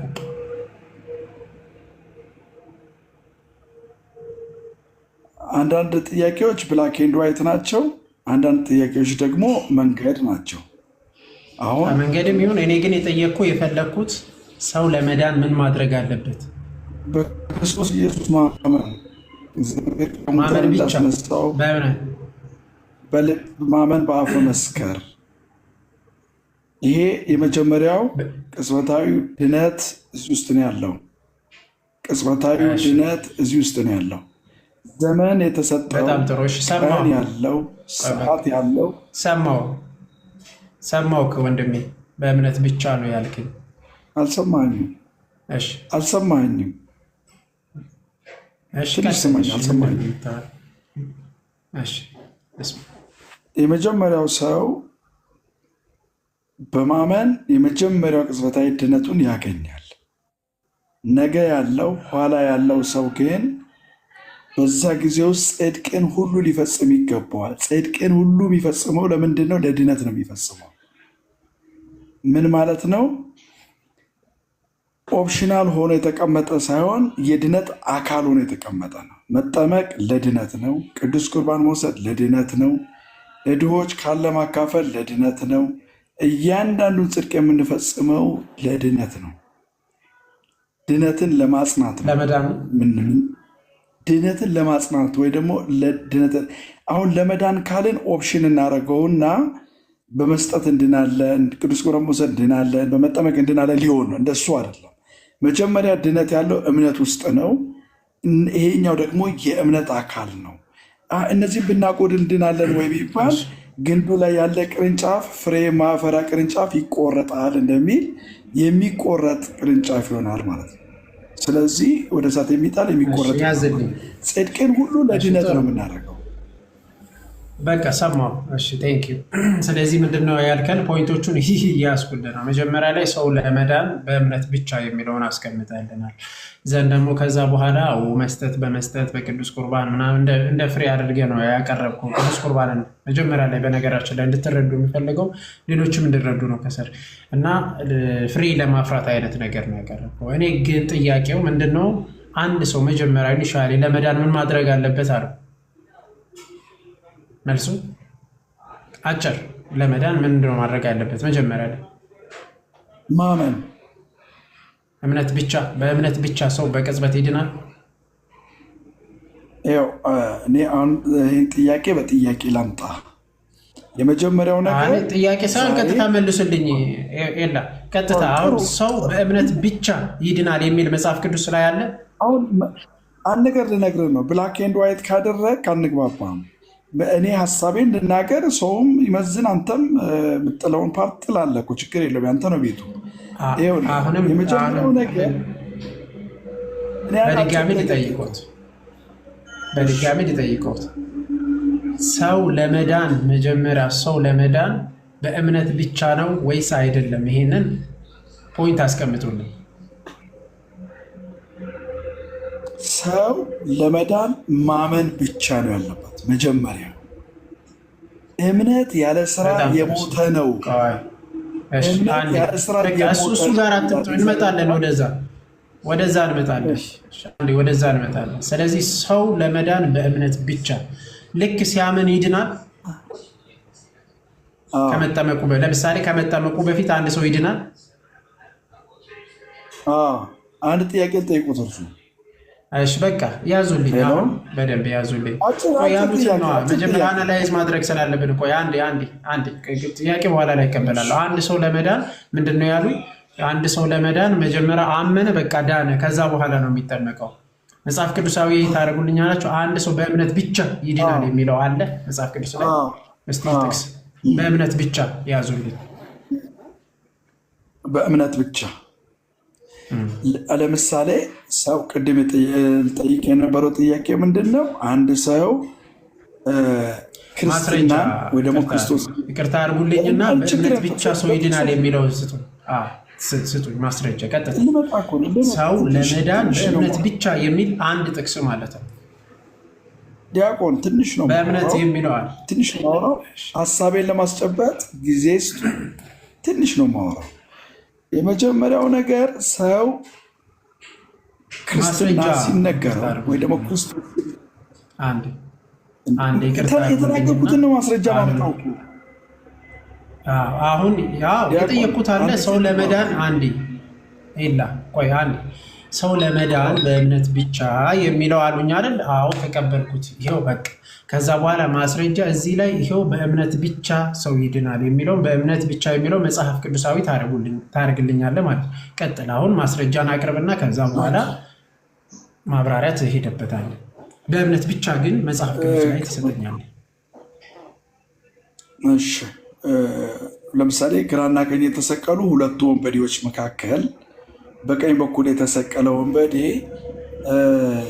እኔ እናንተ ስለ ኃጢአታችን ነው፣ ይህ ሰው ግን ምን አጠፋ ብሎ ፍጹም ሰው እንደሆነ ከተናገረ በኋላ አባት ሆይ በመንግስት አስበኝ፣ መንግስት ያለው አምላክ መሆኑን ተናገረ። አሁን ከኔ ጋር በገነት ትሆናለህ አለው ጌታ አሳውቃ። ይሄ ሰው ምንም አይነት የእምነት ስራ ለመስራት እድል አልነበረውም። አሁን የኔን መረዳት በትክክል ለመያዝ ከተፈለገ ትንሽ መስማት የሚያስፈልገው ለዚህ ነው። አሁን ይሄ ሰው ነገ የለውም ኋላ አንዴ በጌታ አሁንም ጥያቄ ምን ነበረ? ጥያቄ ምን ነበረ? እስቲ መልስ። በእምነት ብቻ የሚል ነው አይደለ? ማርቆስ 16 በእምነት ብቻ የሚል የተጻፈ ያመነ የተጠመቀ ይድናል፣ ባላመነ ያመነ የተጠመቀ ይድናል።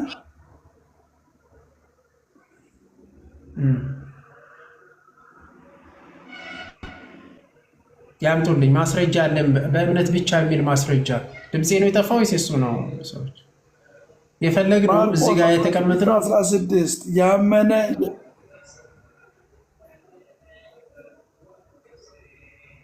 ዲያቆናት ሰሙኝም እንዴ? ድምፅ መሀል ላይ ኔትወርክን አስተካክሎ ያመነ የተጠመቀ ያመነ እኔ ኔትወርክ ትክክል ነው። ያመነ የተጠመቀ ይድናል፣ ባልተጠመቀ ሳይሆን ባላመነ ግን ይፈረድበታል ይላል። መጠመቅ ኢንኬዝ ሰውየው ኢትዮጵያዊ ጃንደረባ አመነና ወደ ጥምቀት ቦታ እንዳልጠመቅ ምን ያግደኛል ይላል። ምንም ካመን ተፈቅዶልሃል ይለዋል። ወደ ውሃ እየሄዱ መሀል ላይ አሁንም በድጋሚ ልግባ ቢሞት ይድናል አይድንም? የኢትዮጵያ ጃንደረባ ይድናል አይድንም?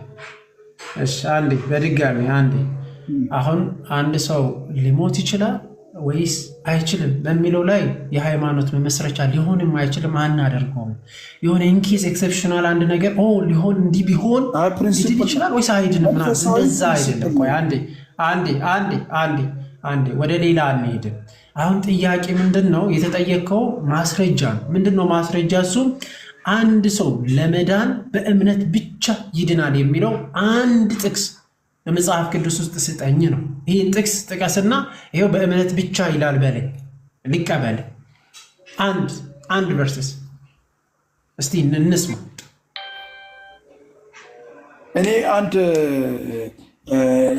አንድ ጥያቄ ጠይቅና ያን ጥያቄ እዚሁ ላይ አንድ መልስ ስጥ። አይ ጥያቄ ለምን ይጠይቁኛል? ይቅርታ አድርጉልኝና አሁንም በድጋሚ ጥያቄ አይጠይቁኝ። እኔ መልሼ እየጠየቅኩት ያለሁት አንዴ የኔ ምላሽ ሳይመለስልኝ ወደ ሌላ አንሄድም። እኔ የጠየቅኩት ምንድን ነው በመጽሐፍ ቅዱስ ውስጥ በእምነት ብቻ ይዳናል የሚለው አንድ ጥቅስ አለ ወይ? አንድ ቨርሰስ ወይ ስጡኝ ማለት ያንን በእምነት ብቻ ይዳናል ቨርሰስ ስጠኝ፣ በቃ ስጠኝ ማለት ማስረጃ ያወራው ማስረጃ።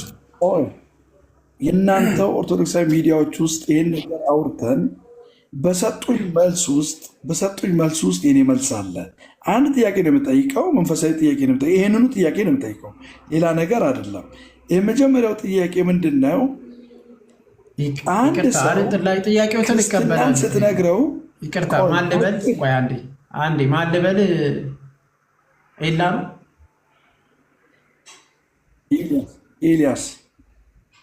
ኤልያስ እባክህ ማለት አሁንም በተደጋጋሚ እያልኩ እርስዎ አንተ እያልኩ ነው እየተወዛገብኩ ያለሁት እና እኔ ጥያቄ ጠየቅኩ። አንተ ልበልና አንድ ጥያቄ ነው የጠየቅኩ። እሱ ምንድን ነው ያልከኝ? በእምነት ብቻ ይዳናል የሚለው አልከኝ። ጉድ በእምነት ብቻ አልከኝ። እሺ እስቲ ማስረጃ አድርግልኝ፣ አስደግፍልኝ፣ መጽሐፍ ቅዱሳዊ አድርግልኝ። አንድ መጽሐፍ ቅዱስ ቨርሰስ ውስጥ በእምነት ብቻ ይዳናል የሚል አንዲት ጥቅስ ቢሰጠኝ የሚለው ጥቅስ ነው እየጠበቅኩ ያለው ማስረጃ። ከሌለ የለም ብለህ ተነስ።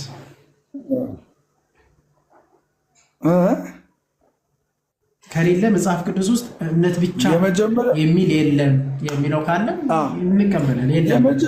የመጀመሪያው በጣም በቀኝ በኩል የተሰቀለው ወንበዴ ትክክለኛ አስረጂ ጥቅስ ነው። የመጀመሪያው በትክክል የሚያስረዳ አልተጠመቀም ይህ ሰውዬ አልተጠመቀም። በእምነት ብቻ የሚል አለ ማስረጃ። ዲያቆን አፋፍ ማለት እኮ አይመጣም፣ እውነት እንደሱ አይመጣም። አፋፍ እያላችሁ ንግግር የለም። የኔ መረዳት ስራ የሌለው እምነት የሞተ እንደሆነ ነው ማምነው። ግን ዛሬ ክርስትናን የተቀበለ ሰው ዛሬ ክርስቶስን የተቀበለ ሰው ወደ ውሃ ጥምቀት ባለው ፕሮሰስ ጊዜ ውስጥ ሀፕን ቢያደርግ የምድር ቆይታው በእምነቱ ምክንያት ይድናል። አምኗል። ለድርጊት የተዘጋጀ መንፈስና ማንነት አለው ማለት ነው። አምኗል። ይሄ ሰው ውሃ ስላልተነከረ አይድንም ከተባለ ድነት ኦፕሽናል ሊሆን ነው ማለት ነው። ጥምቀትም ለሰውም ያድን ይበቃል። ኤልያስ መሰማማት አንችልም። በዚህ ልክ መረዳዳት አንችልም። ለምን የተጠየቀው ጥያቄ ስላልመለስክልኝ ምንም እንትን ልረዳ አልችልም። ወደ ቀጣዩ ልሂድና ቀለል ያለ ጥያቄ በእምነት ብቻ የሚለው መጽሐፍ ቅዱስ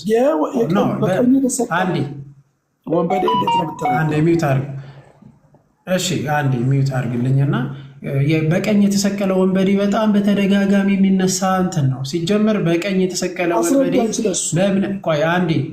በእምነት ብቻ ዳነ የሚል አንድን ቦታ ጥቅስ የለም በመጽሐፍ ቅዱስ ላይ። ሚዩት አድርግና ከዛ እንመጣበታለን። መጽሐፍ አንዴ ሚዩት አድርግልኝ፣ ከዛ በኋላ እንመጣበታለን።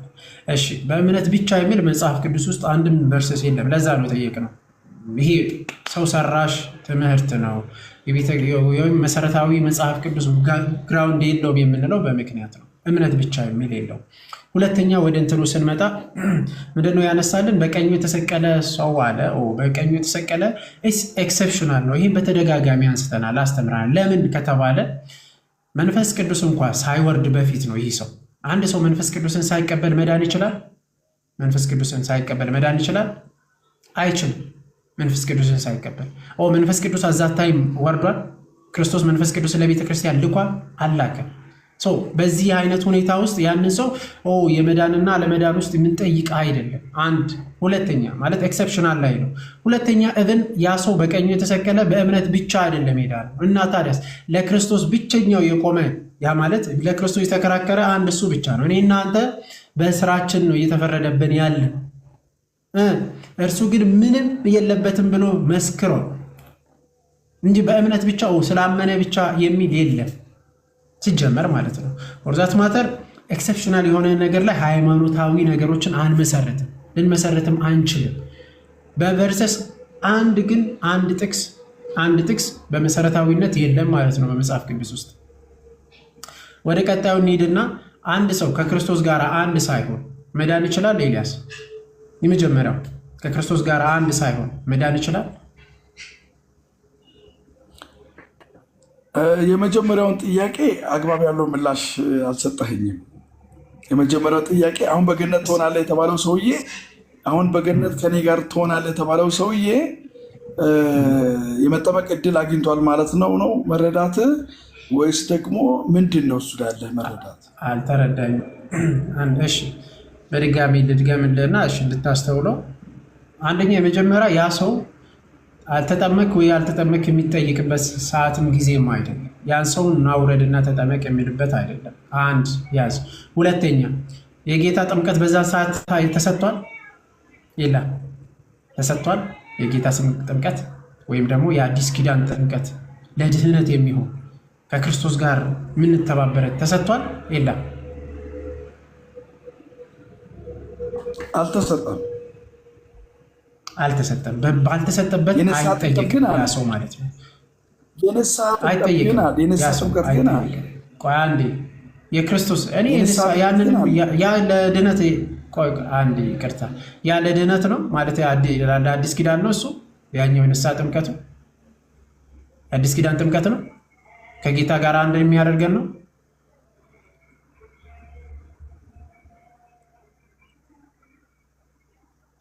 ኤልያስ አቤት። ኤልያስ ያ አንድ የሚያደርገን ነው ወይ ከክርስቶስ ጋር የነበረው ያ የንስሐ የዮሐንስ ጥምቀት የነበረው ከጌታ ጥምቀት ጋር አንድ ነው? ሞቱንና ትንሣኤውን የምንተባበርበት ጥምቀት የነበረ ነው እኮ ከጌታ ጋር የምንተባበርበት የነበረ ጥምቀት ነው ወይ አይደለም? ወይስ ነው በል አይደለም። በቃ ስለዚህ አይጠይቅበትም ማለት ነው እሱ።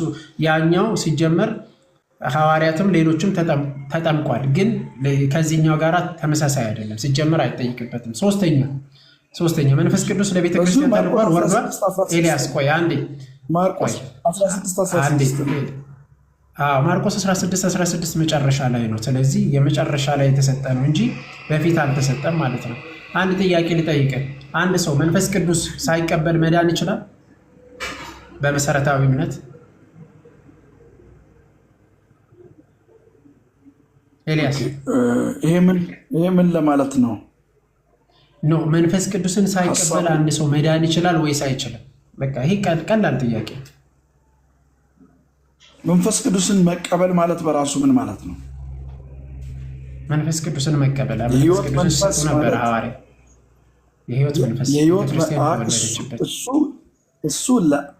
እሱ ለኃይል ለጸጋ ስጦታ ለአሰራር መንፈስ ቅዱስ በተለያየ መልኩ በሰዎች ላይ ይገለጣል።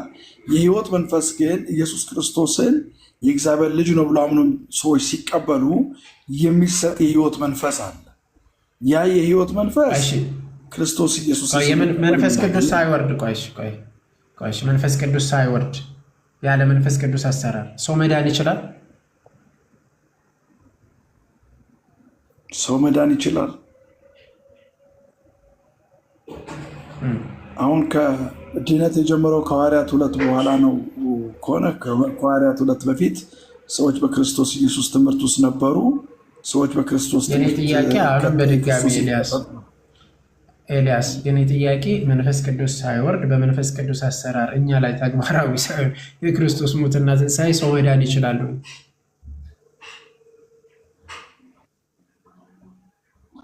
እንደሱ እኮ መንፈስ ቅዱስ በሰው ላይ ሳይወርድ መንፈስ ቅዱስ ሳይመጣ ትድናለህ አትድንም የሚባል መጽሐፍ ቅዱሳዊ ትምህርት የለም። ኢየሱስ ክርስቶስ ጌታ እንደሆነ በልብህ ብታመን እግዚአብሔር አብ ከሙታን እንዳስነሳው ነው የሚለው። በአፍህ ብትመሰክር ትድናለህ ነው የሚለው።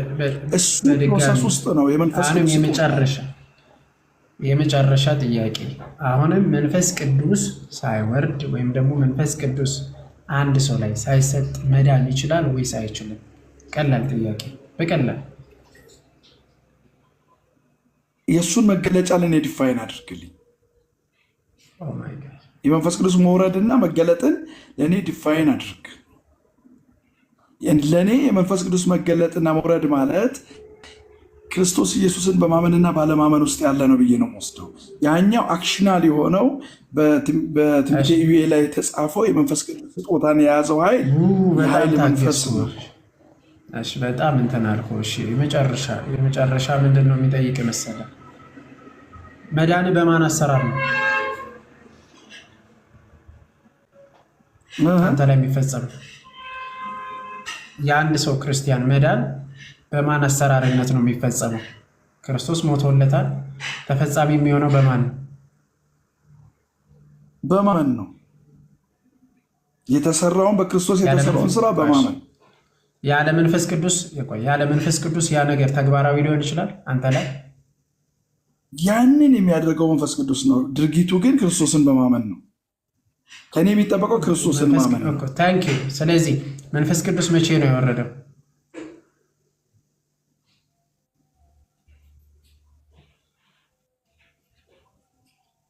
በሐዋርያት ሥራ ምዕራፍ 2 ላይ። በቃ እሺ። ከዛም በፊት መንፈስ ቅዱስ ወርዷል ለሐዋርያት ወይም ደግሞ ለሌላም ሰው ማለት ወርዷል መንፈስ ቅዱስ። ከሱ በፊት ግን ድነት ነበረ። አንተ ሕያው የእግዚአብሔር ልጅ ነህ ሲለው ቤተክርስቲያኔን በአንተ ላይ እሰራለሁ መሰረታለሁ እስኪል ሰርቷታል። ደም ሳይፈስ ደም ሳይፈስ የኃጢአት ስርየት አለ? ደም ሳይፈስ ስርየት አለ? ይኸውልህ ክርስቶስ ደም ሳይፈስ ስርየት አለ ወይ? ደም ሳይፈስ ስርየት አለ? ደም ሳይፈስ ስርየት አለ? ይሄ መጨረሻ አንድ ጊዜ ክርስቶስ ኢየሱስ ከመሞቱ በፊት የድነት ስርዓት አለ። በኦሪት በአዲስ ኪዳን በብሉይ ኪዳን በታቦት ስርዓት ውስጥ በነቢያት ስርዓት ውስጥ እግዚአብሔር ሕዝቡን እያዳነ የመጣበት መንገድ አለ። እየታደገ የመጣበት ነገር አለ። አዲስ ኪዳንም ከመጣን በኋላ እስከ ደም መፍሰስ ድረስ የኃጢአት ንስሐ ጥምቀት ነበረ በዮሐንስ። አሁን ክርስቶስ ኢየሱስ ከሞተ በኋላ በደሙ የሚሆን ስርየት ከእግዚአብሔር አብ ጋር የምንታረቅበት እውነት ሆነልን ነው። ህይወት አገኘን ነው። አሁን ከክርስቶስ ሞት በኋላ ስላሉት ብዙ መናገር እንችላለን። እሱን አለ አሁን ከክርስቶስ ሞት ከትንሣኤ በኋላ ያለንን አይደለኛ። አንዴ ከዛም በፊት የሆኑት አሁን ሁሉ የዘረዘርካቸው ለዘላለም ህይወት ይሰጣቸዋል? አይሰጣቸውም። በነቢያትም በል ቅዱስ ዮሐንስ ጥምቀትን በል ከዛም በፊት የነበሩት ሁሉ የዘላለም ህይወትን ይሰጣል ወይስ አይሰጥም?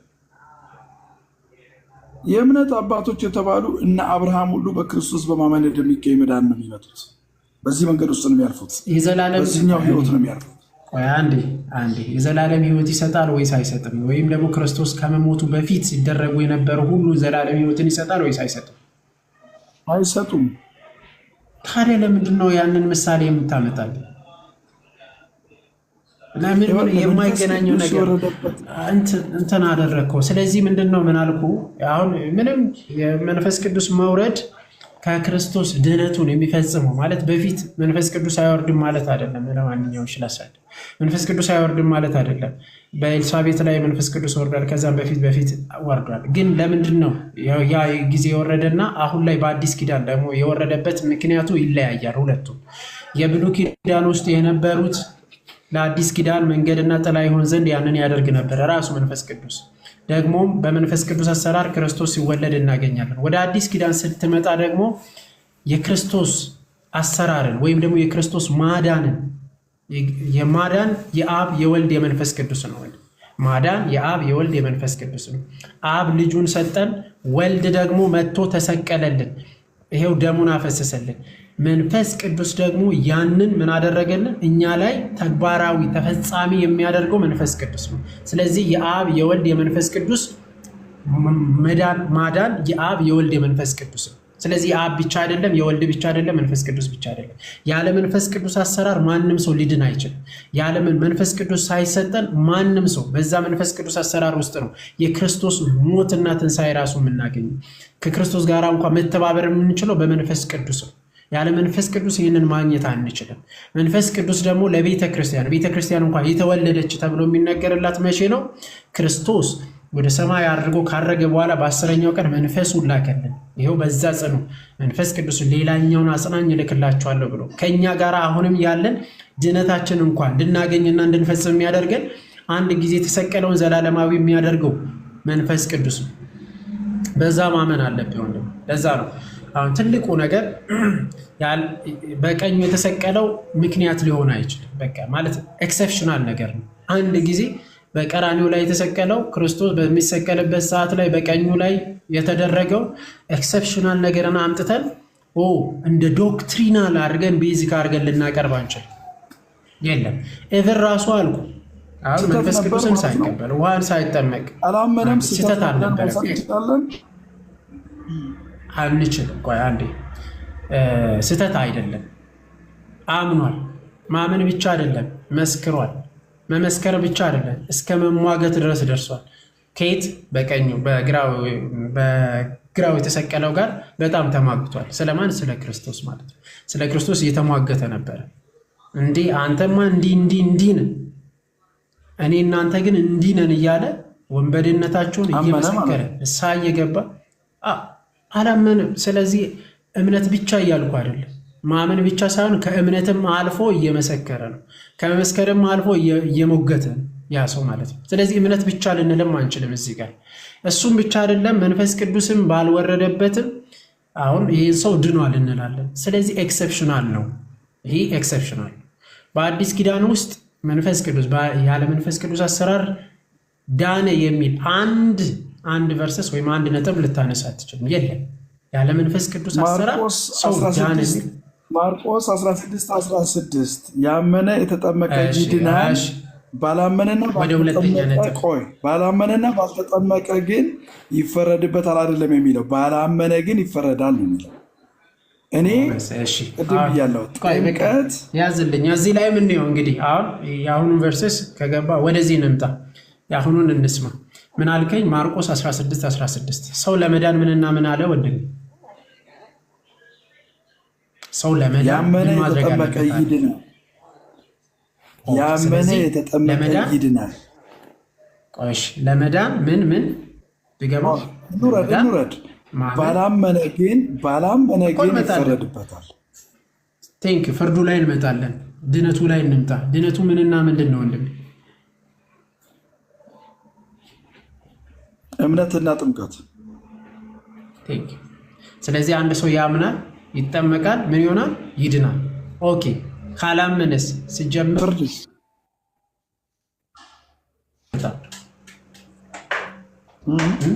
በቃ ፍርድ ስር ነው። ካላመነ ሲጀምር ወደ መዳንም አይመጣም። በቃ ፍርድ ስር ነው። ስለዚህ አንድ ሰው አምኖ ሲጠመቅ ይድናል ይላል ጌታ ኢየሱስ ክርስቶስ። አንድ ሰው ማመን፣ መጠመቅ፣ መዳን። አንተ እያልክ ያለው እምነት ዳነ፣ ከዛ ተጠመቀ፣ ዊችስ ከጌታ ትምህርት ጋር ተቃራኒ ናችሁ የሚለው የምንለው ይሄንን ነው። አንድ ጥያቄ ብቻ ላንሳል። ማለት ይሄን ነገር የምናነሳው እንድታምኑ ነው።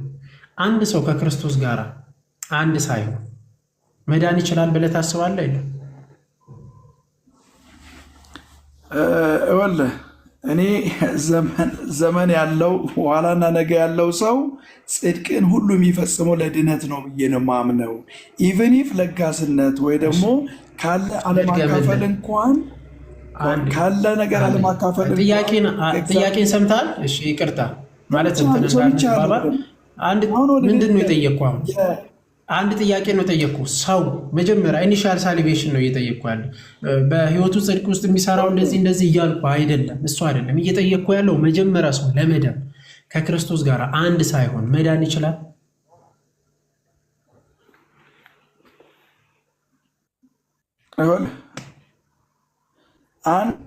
ባመነበት ክርስቶስ ኢየሱስ እግዚአብሔር ልጅ ነው ባመነበት ቅጽበት እግዚአብሔር ልጅ ነው ብሎ ባመነበት ቅጽበት ይድናል። ከዚህ በኋላ ግን የሚቀጥለው ጽድቅን መፈጸም ጽድቅን መፈጸም ጽድቅን ማድረግ እምነት ያለ ስራ የሞተ ነው ስለሚል ዘመን ያለው ሁሉ ሊሰራ ይገባዋል። የጽድቅን ስራ ሊሰራ ይገባዋል። የሚሰራው ለድነቱ ነው ብዬ ነው የማምነው። የሚሰራው ለድነቱ ነው። ኦኬ፣ መጀመሪያ የተሰጠው ጎደሎ እምነት ስለሆነ ጎደሎ ድነት ስለሆነ አይደለም። እዚህ ጋር የሚሰራው መጀመሪያ የተሰጠው ድነት ነው። ዘመን የተሰጠው ግን ሊሰራ ይገባል ነው። እሺ፣ አሁንም ያልተረዳው ነገር አለ። እሺ፣ ለማንኛውም በቃ ይበቃናል መሰለኝ። የተጠየቀውን ጥያቄም እየመለስክልኝ አይደለም። አንድ ሰው ከክርስቶስ ጋር አንድ ሳይሆን ወይም ህብረት ሳይፈጥር መዳን ይችላል ወይ ብዬ ጠየቁ። ምንም አንተ ሌላ ነው እያወራ ያለው እና በጣም ይቅርታ አድርግልኝና በዚህ ላይ በቃል ይሻላል መሰለኝ። ወይ አንድ እድል ልስጥ የመጨረሻ። አንድ ሰው ከክርስቶስ ማለት አንተ እንድትረዳው፣ አንድ ሰው ከክርስቶስ ጋር አንድ ሳይሆን መዳን ይችላል? ከክርስቶስ ጋር አንድ ሳይሆን መዳን ይችላል ብለህ ታስባለህ?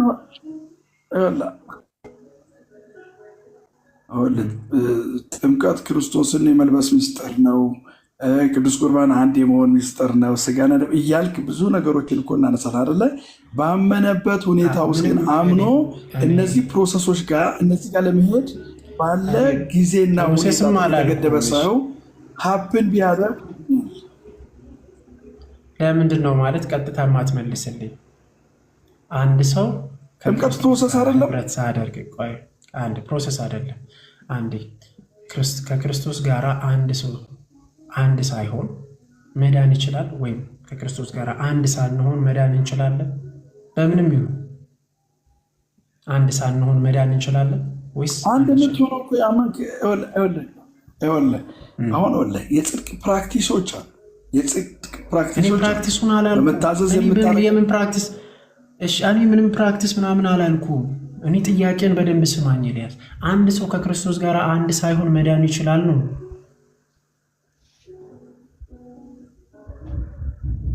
በጣም ህዝቡ ዛገ ከታች በጌታ ስም ምን አልከኝ? ያመነው ቀን ነው። ድምፅም ሄዷል። እንተም ትወርድ ነው የሚሻለው።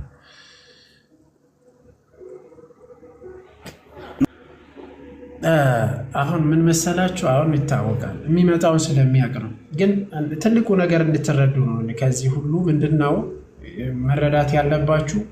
ሁላችሁም የምትሰሙ በጣም እድል እየሰጠው ነው ይመስለኛል። ሰው ለመዳን ምንድን ነው ማድረግ ያለበት? አንድ ከክርስቶስ ጋር አንድ ሳይሆን መዳን ይችላል? አይችልም። ያውቃል ይሄንን። አይችልም፣ አይቻልም። መጽሐፍ ቅዱስ አለ። ሮሜ ምዕራፍ 6 ቁጥር 3 አንስታችሁ እስከ 6 ስታነቡት ይህንን ታገኛላችሁ። ስለዚህ ዞሮ ዞሮ በጣም ይቅርታ አድርጉልኝ እና ዋና ቤቱ የተከፈተበት እንዳያችሁት ነው ማለት በቃ ትልቁ ነገር ከፕሮቴስታንት ጋር ልዩነታችን ይሄው እውነተኛ የሆነን የጌታ ስጋና ደም ይክዳሉ። በመሰረታዊነት ማለት ነው። በመሰረታዊነት የቅድስት የእመቤታችን ምልጃ ከመድረሳችሁ በፊት ማለት እመቤታችንን ይጠሏታል። በነገራችን ላይ ከሩቁ ነው የሚጠሏት። የእሷ ስምም እንዲጠራም አይፈልጉም። አንዳንዴ በጣም ነው የማይፈልጉት። በጣም በቃ ስሟ ተጠራ ማለት በቃ ለእነሱ እንደሌላ እንትን ነው የሚያስቡ። ትናንትና እንኳን መድረክ ላይ ስለተጠራ ብቻ ያሉት ነው የተባለ መድረክ ላይ ስለተጠራ ማለት ነው። ለዛ ማለት ስሙ ለምን እንደማትፈልጉ አላውቅም። ያው አክቹዋሊ መንፈሱም ይኖራል። ያ መንፈስ ከጥልቁ መንፈስ የሆነ ይጠላታል። ይህንንም ምን ላይ ታገኛላችሁ? ዘፍጥረት ምዕራፍ 3 ቁጥር 15 ላይ በሴቲቱና በዘሯና በዘሩ መካከል ምን አደረገ? ጠላትነትን አደረገ። በመካከላቸው ማለት ነው። ጠላትነትን ነው ያደረገ። ለምን ከእርሷ የሚወለደው ራሱን ይቀጠቅጣል የዘንዶ። ስለዚህ እሷን በጣም ይጠላታል፣ እመቤታችንን በጣም ይጠላታል። ያ ዘንዶ ያሳዳታል በሚችለው አቅም እና ስሟንም አይፈልግም። እና በሁለተኛ ደግሞ ስንመጣ እንግዲህ ኦፍኮርስ ይጠሏታል። ስለሚጠሏት ግን እመቤታችን ላይ ብቻ አይደለም ማለት መሰረታዊ ልዩነታችን እመቤታችን ላይ አይደለም። የመጀመሪያ ልዩነታችን ክርስቶስ ላይ አንድ አይደለንም። እኛ የምናመልከው ጌታና ጴንጤ የሚያመልከው ጌታ አንድ አይደለም የምንለው ለምን? በእምነት ደረጃ በሃይማኖት ደረጃ አንድ አይደለም። ሃይማኖታችን የተለያየ ነው። የጌታ ትምህርት የሌለው ሰው በጌታ ትምህርት የማይኖር ከሆነ አምላክ የለውም ነው። ይኸው በመሰረታዊ ትምህርት እንኳ አንድ አይደለም። በመሰረታዊ ትምህርት አንድ አይደለም። ህይወትን በሚሰጥ ትምህርት አንድ አይደለም። አንገናኝ።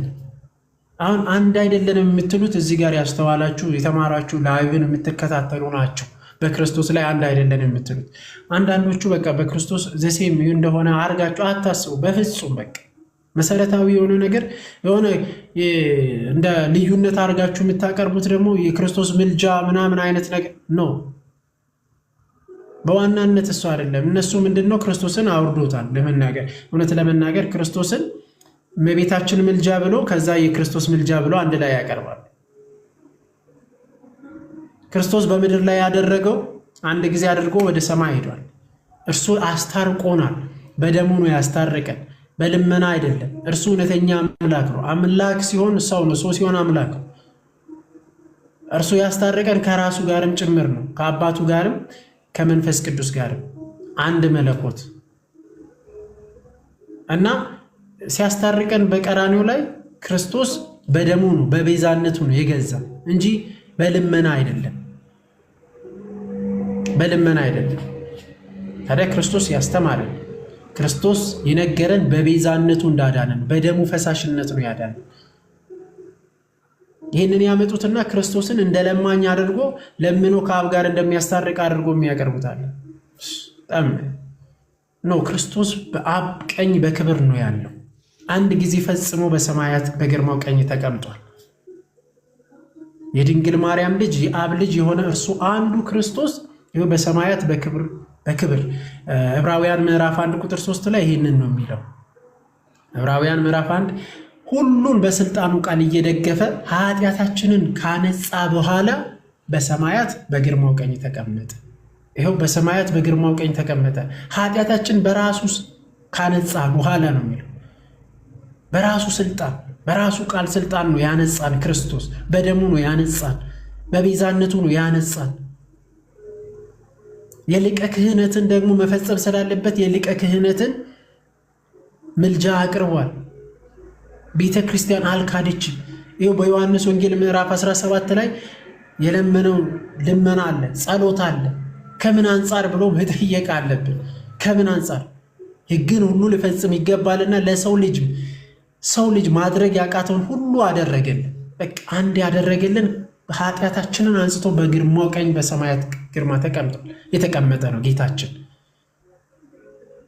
ይሄው ስጋውና ደሙን እስቲል ዕለት ዕለት እየሰጠን እንድንመገብ ሰጠን። አንድ ጊዜ ለዘላለም ስለፈጸመ ይሄው በቤተ መቅደሱ ስጋውና ደሙ አለ። ይሄው በቤተ መቅደሱ የክርስቶስ የሚያድን ሕይወትን የሚሰጥ ደሙ አለ፣ ስጋው አለ። በቤተ መቅደሱ እውነተኛ ሊቀ ካህን ለዘላለም ካህናችን ክርስቶስ ሊቀ ካህን በሰማያት በግርማው ቀኝ ተቀምጧል። ስጋውና ደሙን የሰጠን ይሄው ለዘላለም እሱ የዘላለም ካህን እንደመሆኑ እስቲል ስጋው እስቲል ደሙ ያድናል፣ ከኃጢአት ሁሉ ያነጻል። በቤተ መቅደሱ እስቲል አለ። ይህንን ነው ያልተቀበሉት ፕሮቴስታንት ከኛ የሚለዩበት ይህንን ነው። በቃ ትልቁ ነገር ከዛ ያወርዱታልና ክርስቶስን አውርዶ ከማን ጋር ያወዳድራሉ? ከድንግል ማርያም ጋር ያነጻጽራሉ፣ ያወዳድራሉ። which is heresy። በቃ ትልቅ ምንፍቅና የምንለው ይህንን ነው። ከድንግል ማርያም ጋር መለኮት የሆነው እርሱ አምላክ የሆነን ክርስቶስ እርሷን የፈጠረን ከእሷ ጋር ማወዳደር ምን በማለት እመቤታችን ምልጃ ታቀርባለች፣ አማላጅ ናት። ከዛ ክርስቶስን ወርዶ ልክ እንደ እመቤታችን አማላጅ። በጣም ፈኒ። እኛ ግን ክርስቶስ አምላካችን ነው። ክርስቶስ ለኛ ያደረገልን በቀራንዮ ላይ ሁሉ ነገር ፈጽሞልናል። ሰው እንደመሆኑ ያላደረገልን ነገር የለም። ሁሉን አድርጎልን በሰማያት በግርማው ቀኝ ተቀምጧል። በክብሩ አለ፣ በሰማያት አለ። እመጣብሃለሁ እያለ ነው የሚጠይቀው። መቅረዝህን ወስድብሃለሁ ይላል ጌታችን ኢየሱስ ክርስቶስ በእርሱ መንገድ ያልሄዱትን። ስለዚህ እኛ ደግሞ ክርስቶስ እውነተኛ አምላካችንን ተቀብለናል። በክርስቶስ እንኖራለን። ፍጹም ሰው ፍጹም አምላክ የሆነ ይኸው በትምህርቱ እንድናለን። ሕይወት የሚገኝበት ትምህርት አለ። በማን? በክርስቶስ ሕይወት የሚገኝበት ትምህርት አለ። ከክርስቶስ አንድ ጊዜ የተሰጠ ትምህርት ሕይወት ይገኝበታል። በዛ ትምህርት የማይኖር ግን ሕይወት የለውም፣ አምላክ የለውም። ቃል በቃል ነው። በክርስቶስ ትምህርት የማይኖር አምላክ የለውም። ስለዛ ነው የእኛና የእናንተ የተለያየ ስራ። የፕሮቴስታንትና የእኛ ልዩነቱ ትልቁ እሱ ነው። በመሰረታዊ ነገር ስላሴ ላይ አንድ አይደለንም። በድጋሚ ስላሴ ላይ አንድ አይደለንም። ክርስቲዮሎጂ ላይ በነገረ ክርስቶስ ላይ አንድ አይደለንም።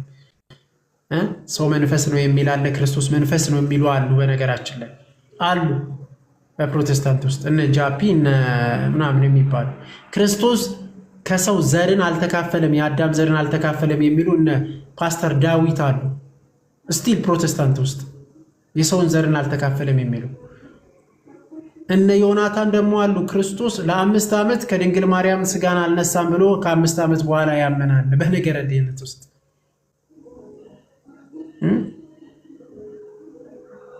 በጣም በጣም በጣም የተበታተነ በጣም ይትውዟል።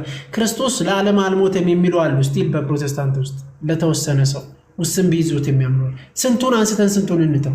እነዚህ ሁሉ ልዩነቶቻችን ናቸው። መሰረታዊ ልዩነት እዚህ ላይ መሰረታዊ ልዩነት ወደ ምልጃ ከመምጣቱ በፊት ማለት ነው። ሰው እውነትም መንገድም ሕይወትም የሆነ እውነተኛ ትምህርት የሰጠን ጌታ ኢየሱስ ክርስቶስን ተቀበሉ እንላለን ማለት ነው ፕሮቴስታንቶች። እና የእኛ ልጆች ደግሞ ክርስቲያን የሆናችሁ ትልቁ ምልጃ ላይ አይደለም ልዩነታችን። በመሰረታዊነት ልዩነታችን ክርስቶስ ላይ ነው፣ አምላክ ላይ ነው፣ ስላሴ ላይ ነው፣ ስጋና ደሙ ላይ ነው። እና እሱን እንድትረዱ ነው የተከፈተ። ሲከራከሩ ሲሳደቡ ስላያችሁ ተረድታችኋል ብዬ አስባለሁ። የምታዩት ነው። እና መሰረታዊ ትምህርታችን ላይ አንድ አይደለም። ትልቁ ያለያየን እሱ ነው። የእመቤታችን ምልጃ፣ የቅዱሳን ምልጃ፣ የአባቶቻችን ጸሎትና ልመና ከዛ በኋላ ነው የሚመጣው። አሁን እመቤታችን ቅድስት ድንግል ማርያም ስለኛ ትለምናለች። ከሁሉም በላይ ከክርስቲያኖች ሁሉም በላይ ከቅዱሳን መላእክት ሁሉም በላይ ተሰሚነት ያላት እንደ እመቤታችን ማንም የለም፣ ማንም የለም። ሊያመጡልንም አይችሉም። ማንም እንደ አምላክ እናት ተሰሚነት ያለው የለም የለም። እንደ አምላክ እናት ለክርስቶስ የቀረበ ማንም የለም። ልታገኙም አትችሉም። በቃ ከዛ አንጻር እመቤታችን ቅድስት ድንግል ማርያም ልመና ታቀርብልናች፣ ትጸልይልናለች። እምነታችን ማንም አያስክደን፣ ማንም አያስጥለን። ጳውሎስ እንደተናገረው ከሁሉም አስቀድማችሁ ለሰው ልጆች ሁሉ ምንን አቅርቡ? ምልጃና ጸሎትን አቅርቡ። ይሄው እኛ ራሳችን ራሱ እንኳን በሰማያት ያሉ ቅዱሳን አይደለም እንኳን ከፍ ከፍ ያሉ አይደለም፣ እኛ ራሳችን እርስ በርስ ምን እናደርጋለን? እርስ በርስ ይሄው ጸሎት ልመና እናቀርባለን። ምልጃ አቀርባለሁ። እኔ ምልጃ አቀርባለሁ። ለማን? ስለ ወንድሜ። ይሄው ስለ መምህር ፍቅሩ እኔ ምልጃ ማቅረብ እችላለሁ። እግዚአብሔር አምላኬ ሆይ፣ እግዚአብሔር አባቴ ሆይ፣ እግዚአብሔር ፈጣሪ ሆይ እባክህን ወንድሜን ማርልኝ ማለት እችላለሁ። ይሄው ምልጃ ማለት ይሄ ነው። ጸሎት ስለሱ አቀረብኩልህ። ይሄው ክርስቶስ አምላኬ ሆይ ወንድሜን ይቅር በለው ማለት ምልጃ ማለት ነው። መሰረታዊ ትርጉሙ ለአንዱ ስለሌላ መለመን። እመቤታችን ቅድስት ድንግል ማርያም ደግሞ የክርስቲያኖች እናት፣ የቤተ ክርስቲያን እናት፣ የክርስቶስ እናት የተባለች ደግሞ ምን ያህል ምልጃን ታቀርባለች፣ ምን ያህል ስለኛ ጸሎትን ታቀርባለች፣ ምን ያህል ልመናን ታቀርባለች፣ ምን ያህል ደግሞ ጸሎት አይሰማል። በቃ ከዛ አንጻር ክርስቲያን አንጻር እና ወደዚህ ምልጃ ከመምጣታቸው በፊት መጀመሪያ ክርስቶስ ጋር በሩ ጋር አልመጡም። በሩ ላይ ነው ልዩነታችን። በሩ መግቢያችን ክርስቶስ ነው። መግቢያችን ወደ አዲስ ኪዳን መግቢያችን፣ ወደ ህይወት መግቢያችን ክርስቶስ ነው። በክርስቶስ ላይ አንድ አይደለንም። ወደ በር መግቢያችን ኢየሱስ ስላሉ አይደለም። ኢየሱስን ያላወቁት ትምህርቱንም ያልተረዱ እሱን የማያምኑ ብዙ ስላሉ አስረዘምኩ። በጣም ይቅርታ። ሀሳብ ሲጡና ወንድሞቼ እንጨርሳለን በዚሁ። መምህር ፍቅሩ ቃላት ያሰማልን። ዲያቆን መኩዬ በእውነት በሚገርም ሁኔታ ጥሩ መልስ ነው እየሰጠህ የነበረው። ምንም ባይሰሙ ባይረዱትም ትክክለኛ የቤተክርስቲያን አስተምህሮና የመጽሐፍ ቅዱሳዊ መረጃ ነው እየሰጣቸው የነበረው። በጣም ጥሎ ሌላ ወንድማችን እንግዲህ ድህነት በነፃ ነው ያለ ደግሞ ኮሜንት ሲያደርግ እያየ ነው ነበረና አንድ ነገር ያስፈልጋል። እውነት ለመናገር ቀደም እንዳልተመጣጠናችሁ እያየን ነበር። ሁላችንም ስልችት ያለን ነገር ይሄ ነው። ልክ አንተ ስትጠይቀው መጽሐፍ ቅዱሳዊ ጥያቄ እሱ የሰው ሰራሽ ትምህርት መልስ ለመስጠት ጥረት ሲያደርግ በራሱ ዓለም የሆኑ ነገሮችን ለማንሳት ሲሞክር ነው ምን ሰማው፣ ከጥያቄው በተለየ ሁኔታ ማለት ነው። እዚህ ላይ አንድ ነገር ማወቅ ያስፈልጋል። እውነት ለመናገር ፕሮቴስታንቱ ጋር ተሐድሶ ወይ ሪፎርሜሽን ሳይሆን እንደው ጌታ ይማርካችሁ በእውነት እውነተኛይቷ ቤተክርስቲያን ሁሉ ጊዜ እንደተቃወማችሁ እይታችሁን በተቃውሞ መልክ ባያችሁ ቁጥር ነገሮቻችሁ ሁሉ ሲበላሽና ሲከፋፈል እየተመለከትን ነው። በማቴዎስ ወንጌል ምዕራፍ 6 ቁጥር 22 ላይ አይኑ የታመመ ሰው ሰውነቱ ሁሉ ጨለማ ይሆናል ይላል። አይኑ ብሩህ የሆነ ደግሞ ሰውነቱ ሁሉ ብሩህ ይሆናል ነው የሚለው። ምልከታ ማለት ነው። የምታዩበት ምልከታችሁ መጽሐፍ ቅዱሳዊና ከእግዚአብሔር መንፈስ ጋር ካልሆነ በስተቀር በስጋና በደም ብቻ ተንጠልጥሎ እውቀት ተገኝቶ ሃይማኖት ይመሰረታል ማለት ትልቅ ስህተት ነው። ወይ መጽሐፍ ቅዱስን በዛ ልክ እናብራራለን ማለት እና እንደው ባትፈሩ ምን አለ የቅድስቲቷ ቤተክርስቲያናችንን አስተምህሮ መቀበል፣ ማንበብ፣ ማጥናት ከዛም እንደው በእግዚአብሔር መንፈስ እንዲረዳችሁ አባቶች እንዲጸልዩላችሁ ብታደርጉ ምን ችግር አለ? ወደ እውነተኛይቱ ቤተክርስቲያን ብትመለሱ በመፈራራት ይሆናል ወይ? እንደው ከዚህ ከወጣው ሰው ምን ይለኛል በሚል ሁኔታ እንዳይሆንባችሁ ባካችሁ። እውነት ነው አላችሁ አንዳንድ ወንድሞቻችን እህቶቻችን ፕሮቴስታንት ውስጥ የእውነት ወንጌል ሲሰበክ መስማት የምትወዱ ከዛ መጠየቅ ይሄ መጽሐፍ ቅዱሳዊ አስተምህሮቱን መከተል እና እንደው ለመመለስ ልቡናችሁ ክፍት የሆነ ወንድሞች እህቶች አላችሁ። ከዛ ውጭ ያላችሁ ግን ፍጹም ተቃውሞ እንደው በዚህ ልክ እኮ አይሆንም። ተጋይስተ ነው። ለምን መሰላችሁ? ይኸው እኔ የምላችሁ እውነት በሆነ ነገር ላይ ብዙ ጊዜ ውሸት ሲቃወም ታያላችሁ አይደል? ውሸት ይቃወማል። እውነትን ውሸት የሚቃወም ከሆነ ውሸትን ውሸት ሊቃወመው አይችልም መቼስ። እውነት ደግሞ መማረክ ነው የሚፈልገው። ውሸት ውስጥ ያለውን ነገር ወይም ደግሞ ውሸት የሆነውን ነገር ወደ ራሱ ማምጣት ነው የሚፈልገው በፍቅር ልክ እግዚአብሔር እኛን እንደሚወደን በአባታዊ ፍቅር እኛን ለማቀፍ እንደሚያደርግ እያጠፋን እየበደልን እንኳን ወደ ራሱ ሊያቀርበን እንደሚያደርገው እውነተኛ ደግ አባታችን እግዚአብሔር ይሄን እንደሚያደርግ ሁሉ እውነት ውሸቱ የሆነውን ነገር ወደ ራሷ ማምጣት እንጂ እንደው በቃ ያ ነገር ይጥፋልኝ የሚል ነገር አያመጣም።